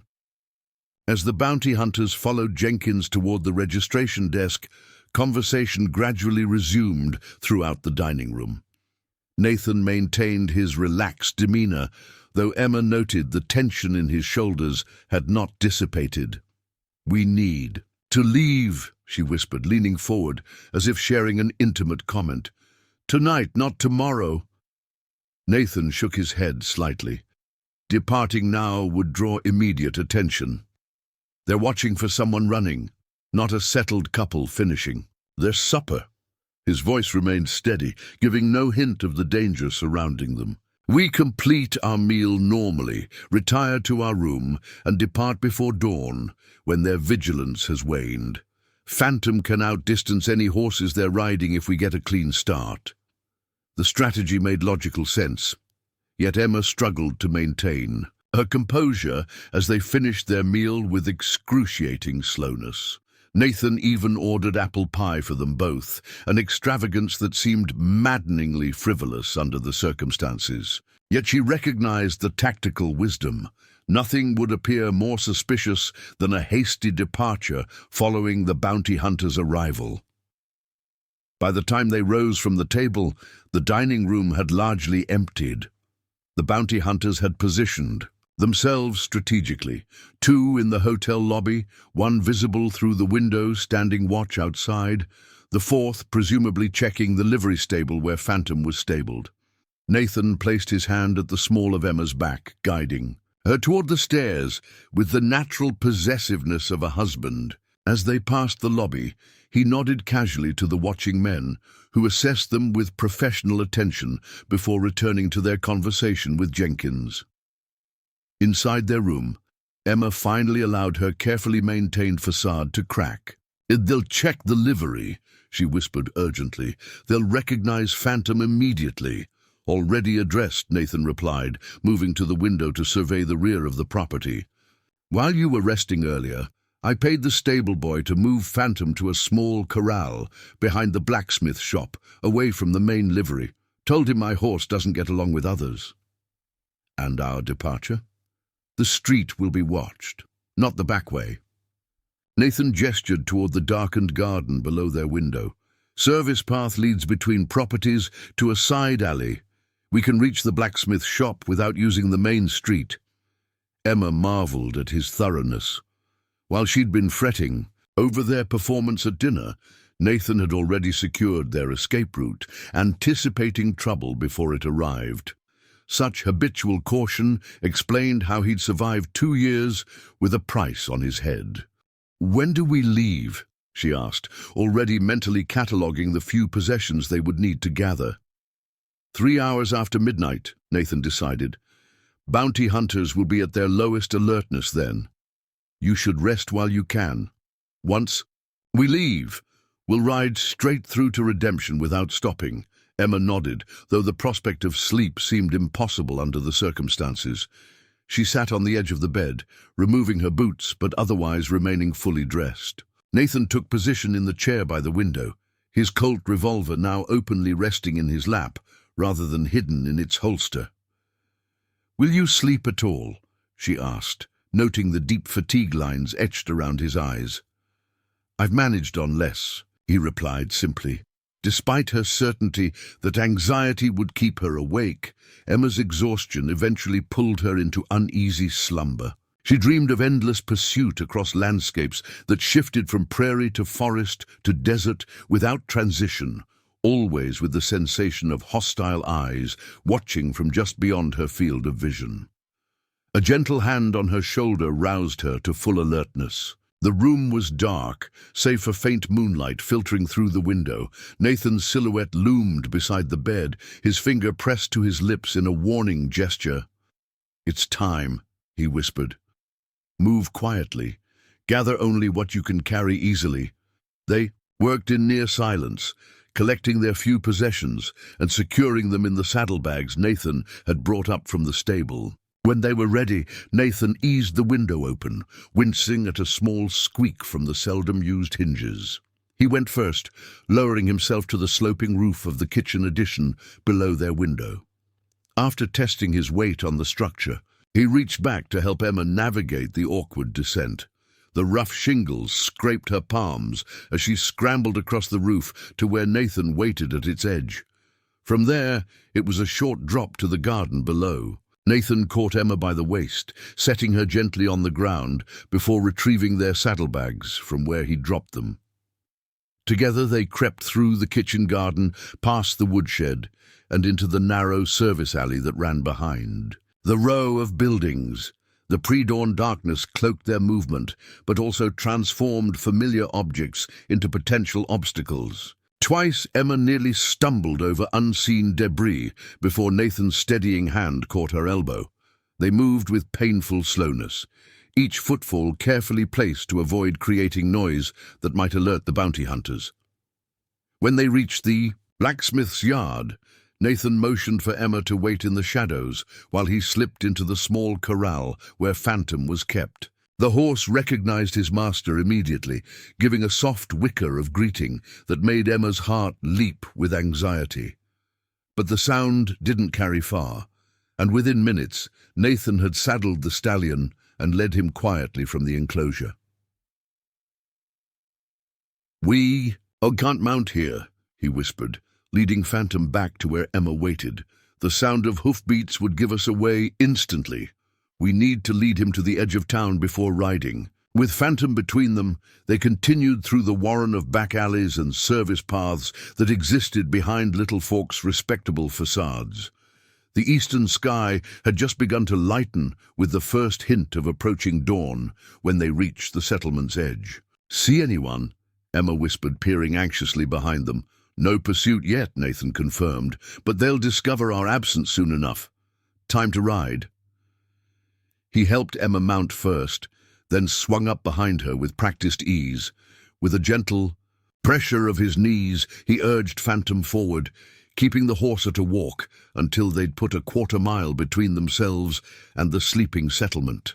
Only then did he give the stallion his head, allowing him to build gradually to the ground-eating lope that had earned him his name.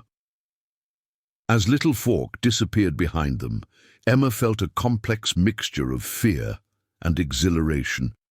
Each encounter with Danger should have increased her desire to find safety, stability, an ordinary life far from bounty hunters and midnight escapes. Instead, she found herself responding to the challenge with growing confidence, her initial terror giving way to focused determination. Was this how Nathan lived every day? This heightened awareness where each moment might bring either disaster or triumph? If so, she better understood the stark competence that defined him, the hypervigilance that never fully disappeared even in seemingly safe circumstances. They rode through the early morning hours as the landscape gradually transformed. Around them, the scattered settlements and occasional ranches gave way to increasingly rugged terrain. Deep arroyos cutting through red rock formations, stunted piñon pines clinging tenaciously to windswept ridges, vast stretches where the only movement came from tumbleweeds driven by the persistent breeze. By mid-morning, the sun beat down with surprising intensity for late September. Nathan guided Phantom toward a sandstone outcropping that offered meager shade, finally reining the tired horse to a halt. "We need to rest him," he said, dismounting stiffly, "and check if we're being followed." Emma slid from the saddle with considerably less grace, her muscles protesting the hours of continuous riding. While Nathan tended to Phantom, she climbed the outcropping to gain a better vantage point.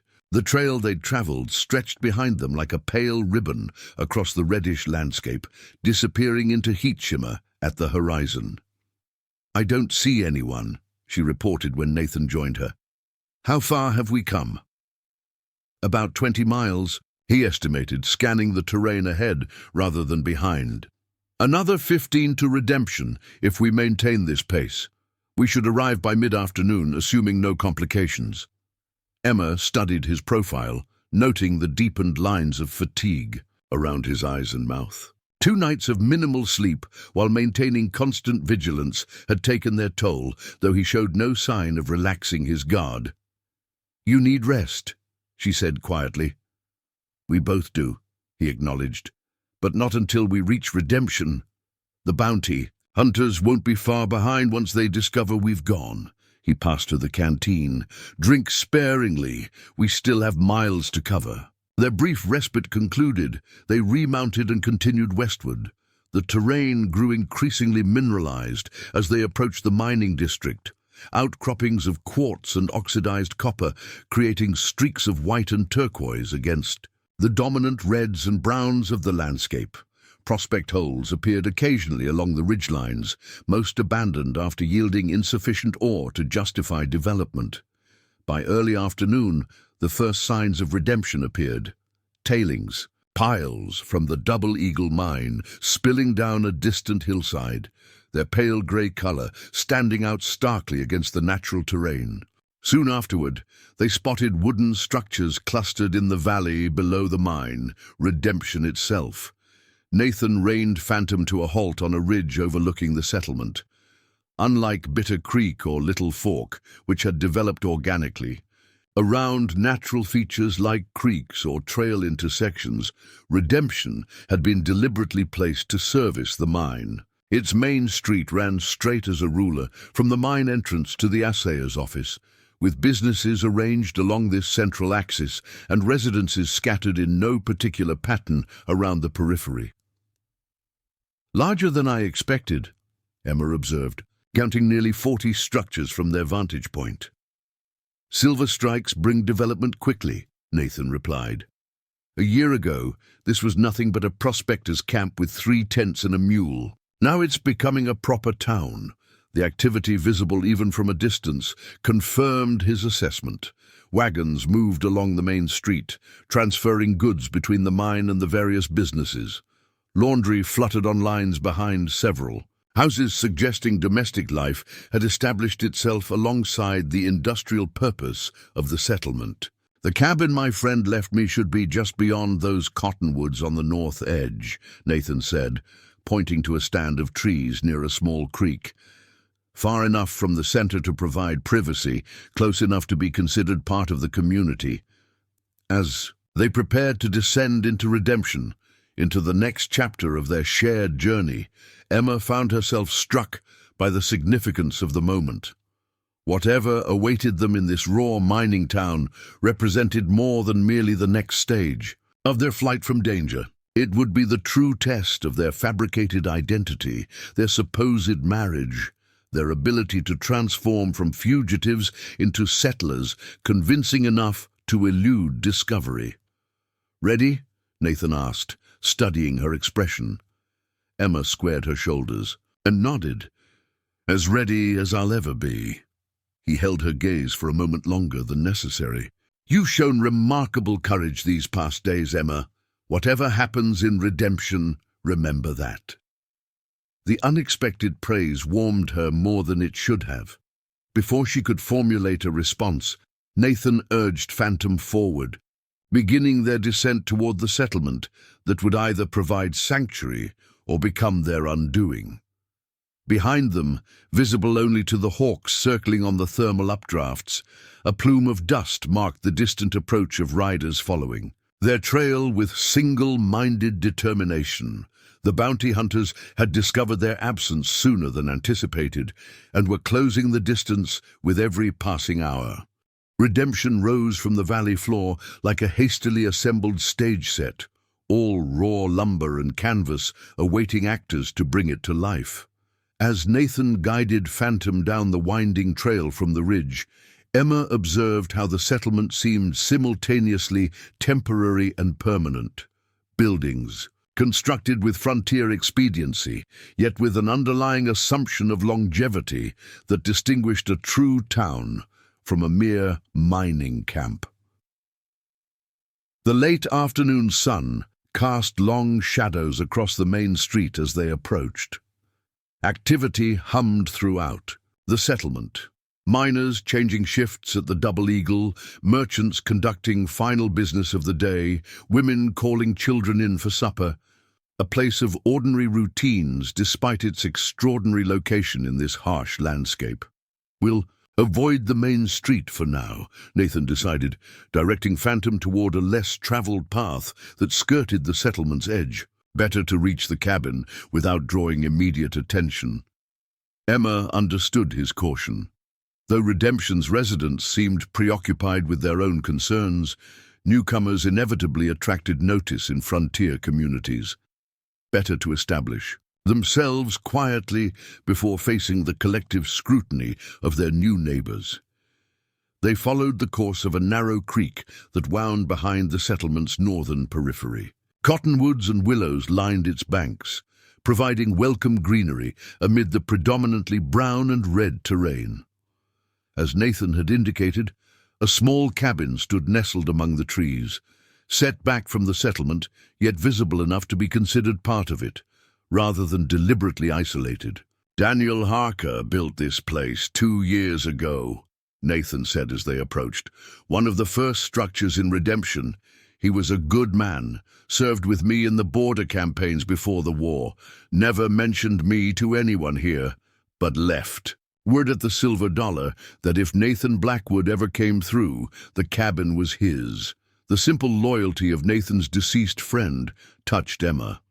In a life defined by pursuit and betrayal, such steadfast friendship must have been precious. Indeed, the cabin itself was sturdier than its modest appearance suggested.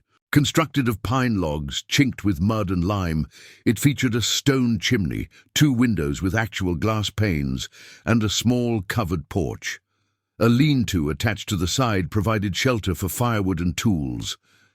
Nathan dismounted first, approaching the cabin with characteristic caution, despite his apparent confidence in its safety. He circled the structure completely before returning to help Emma down from Phantom's back. "Seems secure," he reported. "No signs of recent occupancy. Daniel's key should still be hidden in the usual place." He reached under the porch steps, feeling along the underside of the lowest board until his fingers found what they sought, a small metal key attached to a leather thong. The simple lock yielded easily to this key, the door swinging inward to reveal the cabin's interior. The single room contained only basic furnishings, a bed frame without a mattress, a table with 2 chairs, a small cook stove, and shelves built into the walls. A ladder led to a sleeping loft that occupied half the ceiling space. Everything was coated with a fine layer of dust that sparkled in the sunlight streaming through the western window. Not exactly the Palmer House in Chicago, Nathan observed with dry humor, but its solid construction. No leaks in the roof. Chimney draws well according to Daniel's last letter, and the creek provides year-round water. Emma stepped inside, mentally cataloguing what they would need to transform this bare shelter into something resembling a home. Mattress ticking that could be filled with clean straw, cooking implements, linens, lamp oil. The list seemed endless given their limited resources. Yet the space itself held promise, particularly compared to her prospects just days earlier. When abandoned at Dixon's Crossing. "It's perfect," she said simply. Nathan studied her face, perhaps searching for signs of dismay or regret. Finding none, he nodded slightly. "I'll see to Phantom, then we should secure provisions before the general store closes. The bounty hunters can't be more than a few hours behind us." While Nathan created a temporary corral for Phantom using rope and the natural enclosure formed by the creek and a stand of willows, Emma attempted to make the cabin marginally more habitable. She found a broom in the lean-to and swept the worst of the dust outside. A quick inventory revealed a few usable items left by Daniel Harker: a cast-iron skillet, 2 tin plates, a dented coffee pot, and a box of matches carefully sealed in waxed paper to protect them from moisture. By the time Nathan returned, the cabin looked somewhat less abandoned, though still far from comfortable. "We need to move quickly," he said, scanning the trail behind them for signs of pursuit. "I'll get Phantom settled and hidden, then we should walk into town. Being seen on foot will reinforce our appearance as settlers rather than travelers passing through." Emma changed into her cleanest shirt and made what improvements she could to her appearance. If they were to establish themselves convincingly in Redemption, first impressions would matter considerably. The respectable wife of a hard-working man had no place looking trail-worn and disheveled, regardless of the reality behind the facade. They approached Redemption's main street from a side path, emerging near the general store just as miners from the afternoon shift began filling the street. The abrupt transition from solitude to bustling activity momentarily disoriented Emma. After days with only Nathan for company, the press of strangers felt overwhelming. Sensing her discomfort, Nathan placed a steadying hand at the small of her back, guiding her through the crowd toward Morrison's general merchandise. The gesture, meant as reassurance, sent an unexpected warmth through Emma, a reminder that however false their marital status might be, their partnership in this dangerous endeavor was genuine. The store's proprietor, a stout man with mutton chop, whiskers and calculating eyes, assessed them immediately as newcomers. "Evening, folks," he greeted. "Calvin Morrison. Don't believe I've had the pleasure." "Nathan Blackwood," Nathan replied, extending his hand. "My wife, Emma. We've just arrived to settle in Daniel Harker's old place north of town." Recognition flickered in Morrison's eyes. Harker mentioned a friend might claim that cabin someday, said to extend credit if needed, as his friend was good for it. Nathan's expression betrayed momentary surprise, before returning to its usual reserve. "That's generous of him. We'll need some essentials to start: mattress ticking, basic provisions, lamp oil." "And a wash basin if you have one," Emma added, determined to establish her role in the transaction. "Perhaps some soap as well." Morrison nodded approvingly at her practical additions. "Got everything you'll need, Mrs. Blackwood. Shipment of new goods arrived just yesterday from Santa Fe." He studied them more carefully. "You folks planning to stay in Redemption, then? We could use more stable families. Too many drifters with the mining boom." "That's our intention," Emma confirmed before Nathan could respond. "My husband's considering work at the Double Eagle, and I understand the mine manager's wife may be seeking a teacher for their children." The strategic mention of both employment prospects and her educational background achieved its intended effect. Morrison's demeanor warmed noticeably. Margaret Sullivan would be overjoyed to find a proper educated lady in Redemption, he said enthusiastically. She's been despairing of her children growing up without schooling. 4 of them now, with another expected by Christmas. Emma felt Nathan tense beside her at the name Sullivan. She maintained her pleasant expression with effort, though her mind raced with implications. Could the mine manager be related to the cattle baron Sullivan who had framed Nathan and hunted him across the territory? The coincidence seemed too great to dismiss. Sullivan, she repeated carefully. Would that be Mrs. Richard Sullivan? That's right, Morrison confirmed. Richard runs the Double Eagle for the Eastern investors. Decent man for an Easterner, brought his family out last year when it became clear the mine wasn't just a flash operation. Emma placed her hand over Nathan's, where it rested on the counter, a silent warning to maintain his composure despite this unsettling revelation. The gesture appeared merely affectionate to Morrison, who continued describing Redemption's leading family without noticing the effect his words produced. Their house is the large one on the hill overlooking the mine, he said, gathering items for their order. Can't miss it. Only 2-story building in town besides the assayer's office. Mrs. Sullivan holds a social gathering every Sunday after services. Proper Boston lady, trying to bring civilization to us heathens, he added with a chuckle. While Morrison compiled their purchases, Nathan maintained admirable control over his expression, though Emma felt the coiled tension in his body.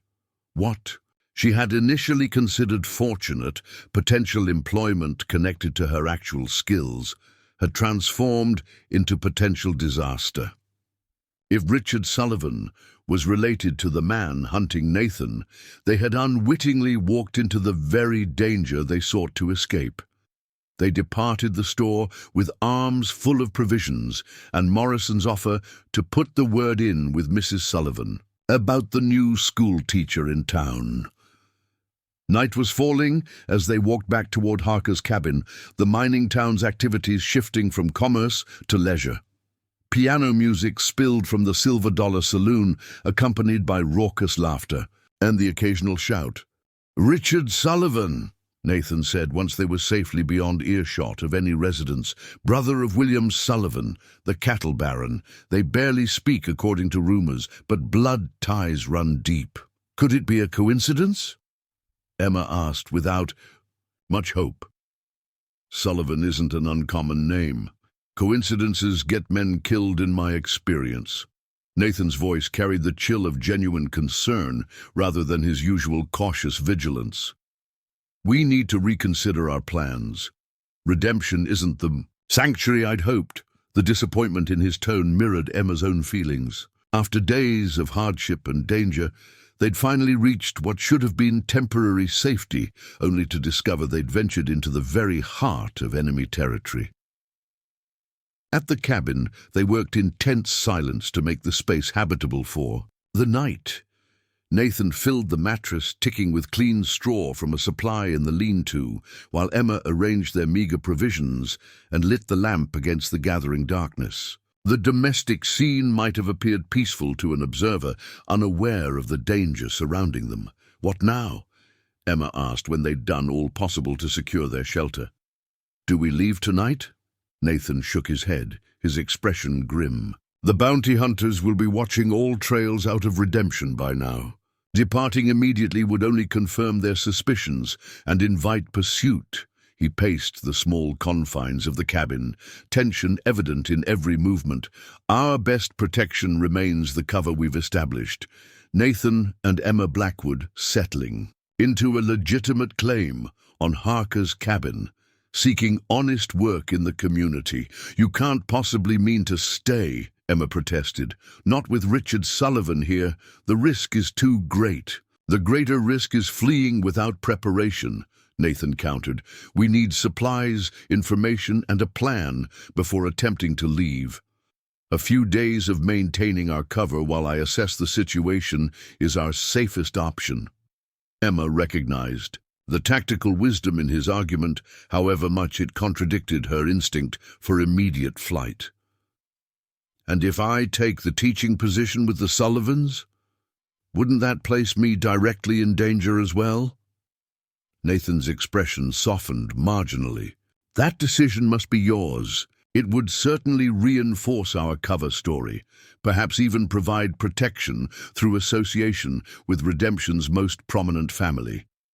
But it also places you close to those who might recognize me through my connection to William Sullivan. Jacques Joyce represented all the contradictions of their situation, actions that simultaneously offered both protection and danger, with no clear path to safety. Emma sank onto the edge of the newly made bed, the exhaustion of their journey finally catching up to her. "We've come too far to simply abandon everything now," she said finally. "If a few days of pretense buys us time to plan properly, then that's what we must do." Nathan nodded, some of the tension leaving his shoulders. "I'll scout alternative routes out of Redemption tomorrow while you introduce yourself to Mrs. Sullivan. We'll reconvene at dusk to share what we've learned." The practicality of this approach steadied Emma's nerves somewhat. Having a plan, however provisional, provided structure amid uncertainty. She began preparing a simple meal from their new provisions, while Nathan secured Phantom more thoroughly in the natural enclosure behind the cabin.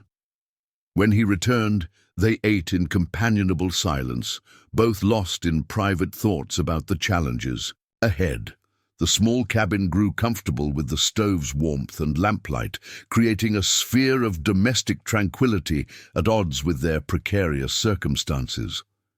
"We should clarify our sleeping arrangements," Emma said finally, addressing the unspoken question hanging between them. The cabin's single bed, though larger than those they'd encountered in their travels, still represented an intimacy neither had anticipated when forming their partnership. "I'll take the loft," Nathan said without hesitation. "You need proper rest more than I do." His consistent consideration touched something deep within Emma. This man, still largely a mystery despite their shared journey, had repeatedly placed her comfort and safety above his own, honoring her boundaries while protecting her from external threats. "Thank you," she said simply, "for everything these past days." Nathan studied her face in the lamplight, his usual reserve softening momentarily. "We've kept each other alive, Emma. No thanks are necessary between partners." The word partners resonated with unexpected significance. Not husband and wife, not protector and protected, but equals in a shared endeavor, each contributing according to their abilities, each respecting the other's strengths. Whatever false identity they presented to Redemption, this truth existed. Between them, morning arrived with disorienting normalcy, roosters crowing from nearby homesteads, the distant whistle of the mine's shift change, ordinary sounds that seemed incongruous with their extraordinary situation. Emma rose early, determined to establish their presence in the community before the bounty hunters could circulate questions about newcomers. Nathan had already departed, leaving a note explaining he'd gone to assess potential escape routes and gather information about Sullivan's connection to the bounty hunters. His caution about appearing too close suddenly struck Emma as tactical brilliance. By separating during daylight hours, they created multiple points of observation while reducing the chance of Nathan being recognized if the hunters circulated. His description: she dressed carefully in her cleanest attire, pinning her hair in a modest but flattering style, appropriate for a teacher seeking employment. The walk into Redemption Center required deliberate confidence, shoulders back, steps purposeful, expression pleasantly neutral. Emma projected the demeanor of a woman with legitimate business and unquestionable right to be there. The Sullivan house proved exactly as Morrison had described, a substantial two-story structure overlooking both the mine and the settlement, its painted clapboard and glass windows broadcasting prosperity amid Redemption's predominantly utilitarian architecture. A neat garden surrounded the house, and a young woman in a maid's apron swept the front steps as Emma approached. "Good morning," Emma called. "I'm Mrs. Blackwood, recently arrived in Redemption. I understand Mrs. Sullivan might be seeking a teacher for her children." The maid's initial suspicion transformed to interest at the mention of teaching. "Mrs. Sullivan just finished breakfast. I can see if she'll receive you." Within moments, Emma found herself ushered into a parlor that might have been transported intact from Boston. Oriental carpet, upholstered furniture, framed artwork, and a small piano in the corner. Margaret Sullivan entered shortly afterward, a slender woman with auburn hair and the unmistakable refinement of Eastern society. "Mrs. Blackwood," she greeted warmly. "Calvin Morrison sent word that a potential teacher had arrived in Redemption." I scarcely dared to hope he meant someone of genuine educational background. "Boston Ladies' Seminary," Emma replied truthfully. "And I assisted at my father's bank, so I'm proficient in mathematics and accounting, as well as literature and history." Margaret Sullivan's expression brightened with each qualification. "Providence itself must have sent you to Redemption, Mrs. Blackwood. My children are withering intellectually in this wilderness. When Richard insisted on bringing them to this mining venture, I extracted his promise that their education wouldn't suffer. But finding qualified instruction has proven impossible, until now, perhaps." The interview proceeded with increasing warmth as the two women discovered shared cultural references and educational values. Emma maintained careful boundaries around her fictional background, truthful about her schooling but vague about specific circumstances that might invite verification. By the conversation's end, Margaret Sullivan had offered a generous salary for Emma to teach her 4 children plus 3 others from families connected to the mine's management. Classes would be held in a converted storage room behind the Sullivan house, with Emma free to establish curriculum and schedules as she deemed appropriate. "When might you begin?" Margaret asked eagerly. "The children are desperate for structured learning." "Monday would be ideal," Emma suggested. "That gives me tomorrow to organize materials and prepare lessons." As they concluded arrangements, footsteps in the hallway announced another arrival. The parlor door opened to reveal a man whose resemblance to William Sullivan, based on Nathan's descriptions, left no doubt about his identity. Richard Sullivan shared his brother's imposing height and penetrating gaze, though his face carried less cruelty in its lines. "Margaret, Jenkins says the new ore samples." He stopped, noticing Emma immediately. "Forgive the interruption. I didn't realize you had company." "Richard, perfect timing," Margaret said brightly. "May I present Mrs. Emma Blackwood, newly arrived in Redemption. She's agreed to serve as a teacher for the children." Sullivan's assessment was swift but thorough, the evaluation of a businessman accustomed to making rapid judgments about people's character and utility. Whatever he saw in Emma apparently satisfied him, as his expression warmed marginally. "Excellent news," he said. "Education has been Margaret's primary concern since our relocation. Your husband is in mining, Mrs. Blackwood?" "He's considering options at the Double Eagle," Emma replied, maintaining composure despite the danger inherent in this conversation. "We've only just arrived yesterday, taking possession of Daniel Harker's cabin north of town." Sullivan nodded. "Harker was a good man. His passing left a gap in our community. I'll speak to my foreman about potential positions for your husband." He turned to depart, then paused. "Curious timing, your arrival. 4 men rode in late last night, asking questions about newcomers to Redemption. Seemed to be tracking someone." Emma's heart nearly stopped, but she managed a mildly curious expression. "How alarming. I hope they find whoever they're seeking without disturbing the settlement's peace." "Indeed," Sullivan agreed. "Redemption has had quite enough excitement with the new silver strike without adding manhunts to the mix." After departing the Sullivan, House with teaching position secured, Emma walked Redemption's main street with deliberate visibility, establishing her presence in the community through brief interactions with merchants and residents. Each shopkeeper received the same introduction: Mrs. Blackwood, newly arrived with her husband, taking up residence in Daniel Harker's cabin, beginning teaching position with the Sullivan children on Monday.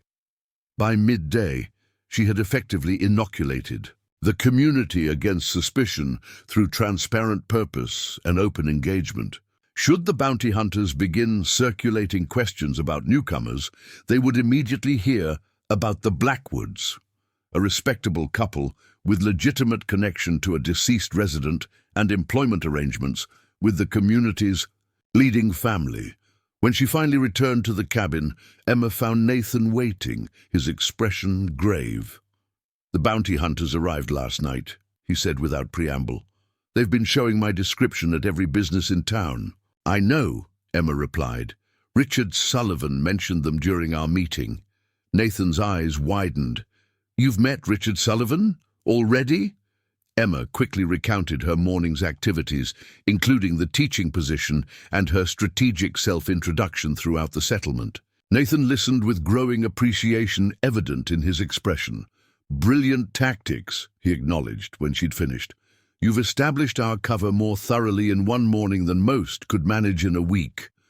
"What about escape routes?" she asked, not allowing herself to dwell on his praise. "3 viable options," Nathan replied, spreading a rough map on the table. "Game trail leading northwest through the high country, though snow will close it within weeks. Old mining road east that connects eventually to the Santa Fe Trail, or south through the Canyonlands, difficult terrain but well hidden from pursuit." As they discussed potential routes and necessary preparations, a knock at the cabin door froze them both. Nathan moved silently to position himself beside the entrance, hand dropping to his holstered revolver, while Emma approached more openly. "Who is it?" she called, maintaining the pleasant tone of a settler receiving an expected visitor. "Jeremiah Hayes, ma'am," came the response. "Mining engineer you met on the trail. Mr. Sullivan suggested I might find your husband here regarding potential employment." Emma and Nathan exchanged glances, silent communication passing between them. The mining engineer represented both opportunity and risk. Legitimate employment would strengthen their cover immeasurably, but increased visibility might hasten Nathan's recognition. "One moment, please," Emma called, buying time for Nathan to make his decision. After a heartbeat's hesitation, Nathan nodded and moved to a more natural position at the table, deliberately presenting the appearance of a settler reviewing property boundaries rather than a fugitive preparing escape routes. His transformation from vigilant gunman to ordinary homesteader happened with remarkable fluidity, a reminder of how thoroughly he'd mastered the art of adaptation during his years as the Phantom Rider. Emma opened the door to reveal Hayes standing on their porch, hat in hand. "Mr. Hayes, what a pleasant surprise. Please come in and meet my husband."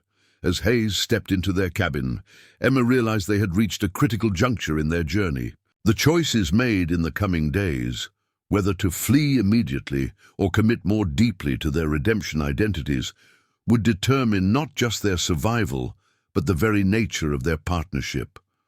Whatever path they chose, she now understood, with perfect clarity, that the woman who had stood abandoned and hopeless at Dixon's Crossing no longer existed. In her place stood Emma Blackwood, resourceful, determined, and bound by choice rather than circumstance to the complex man who had claimed her as his wife.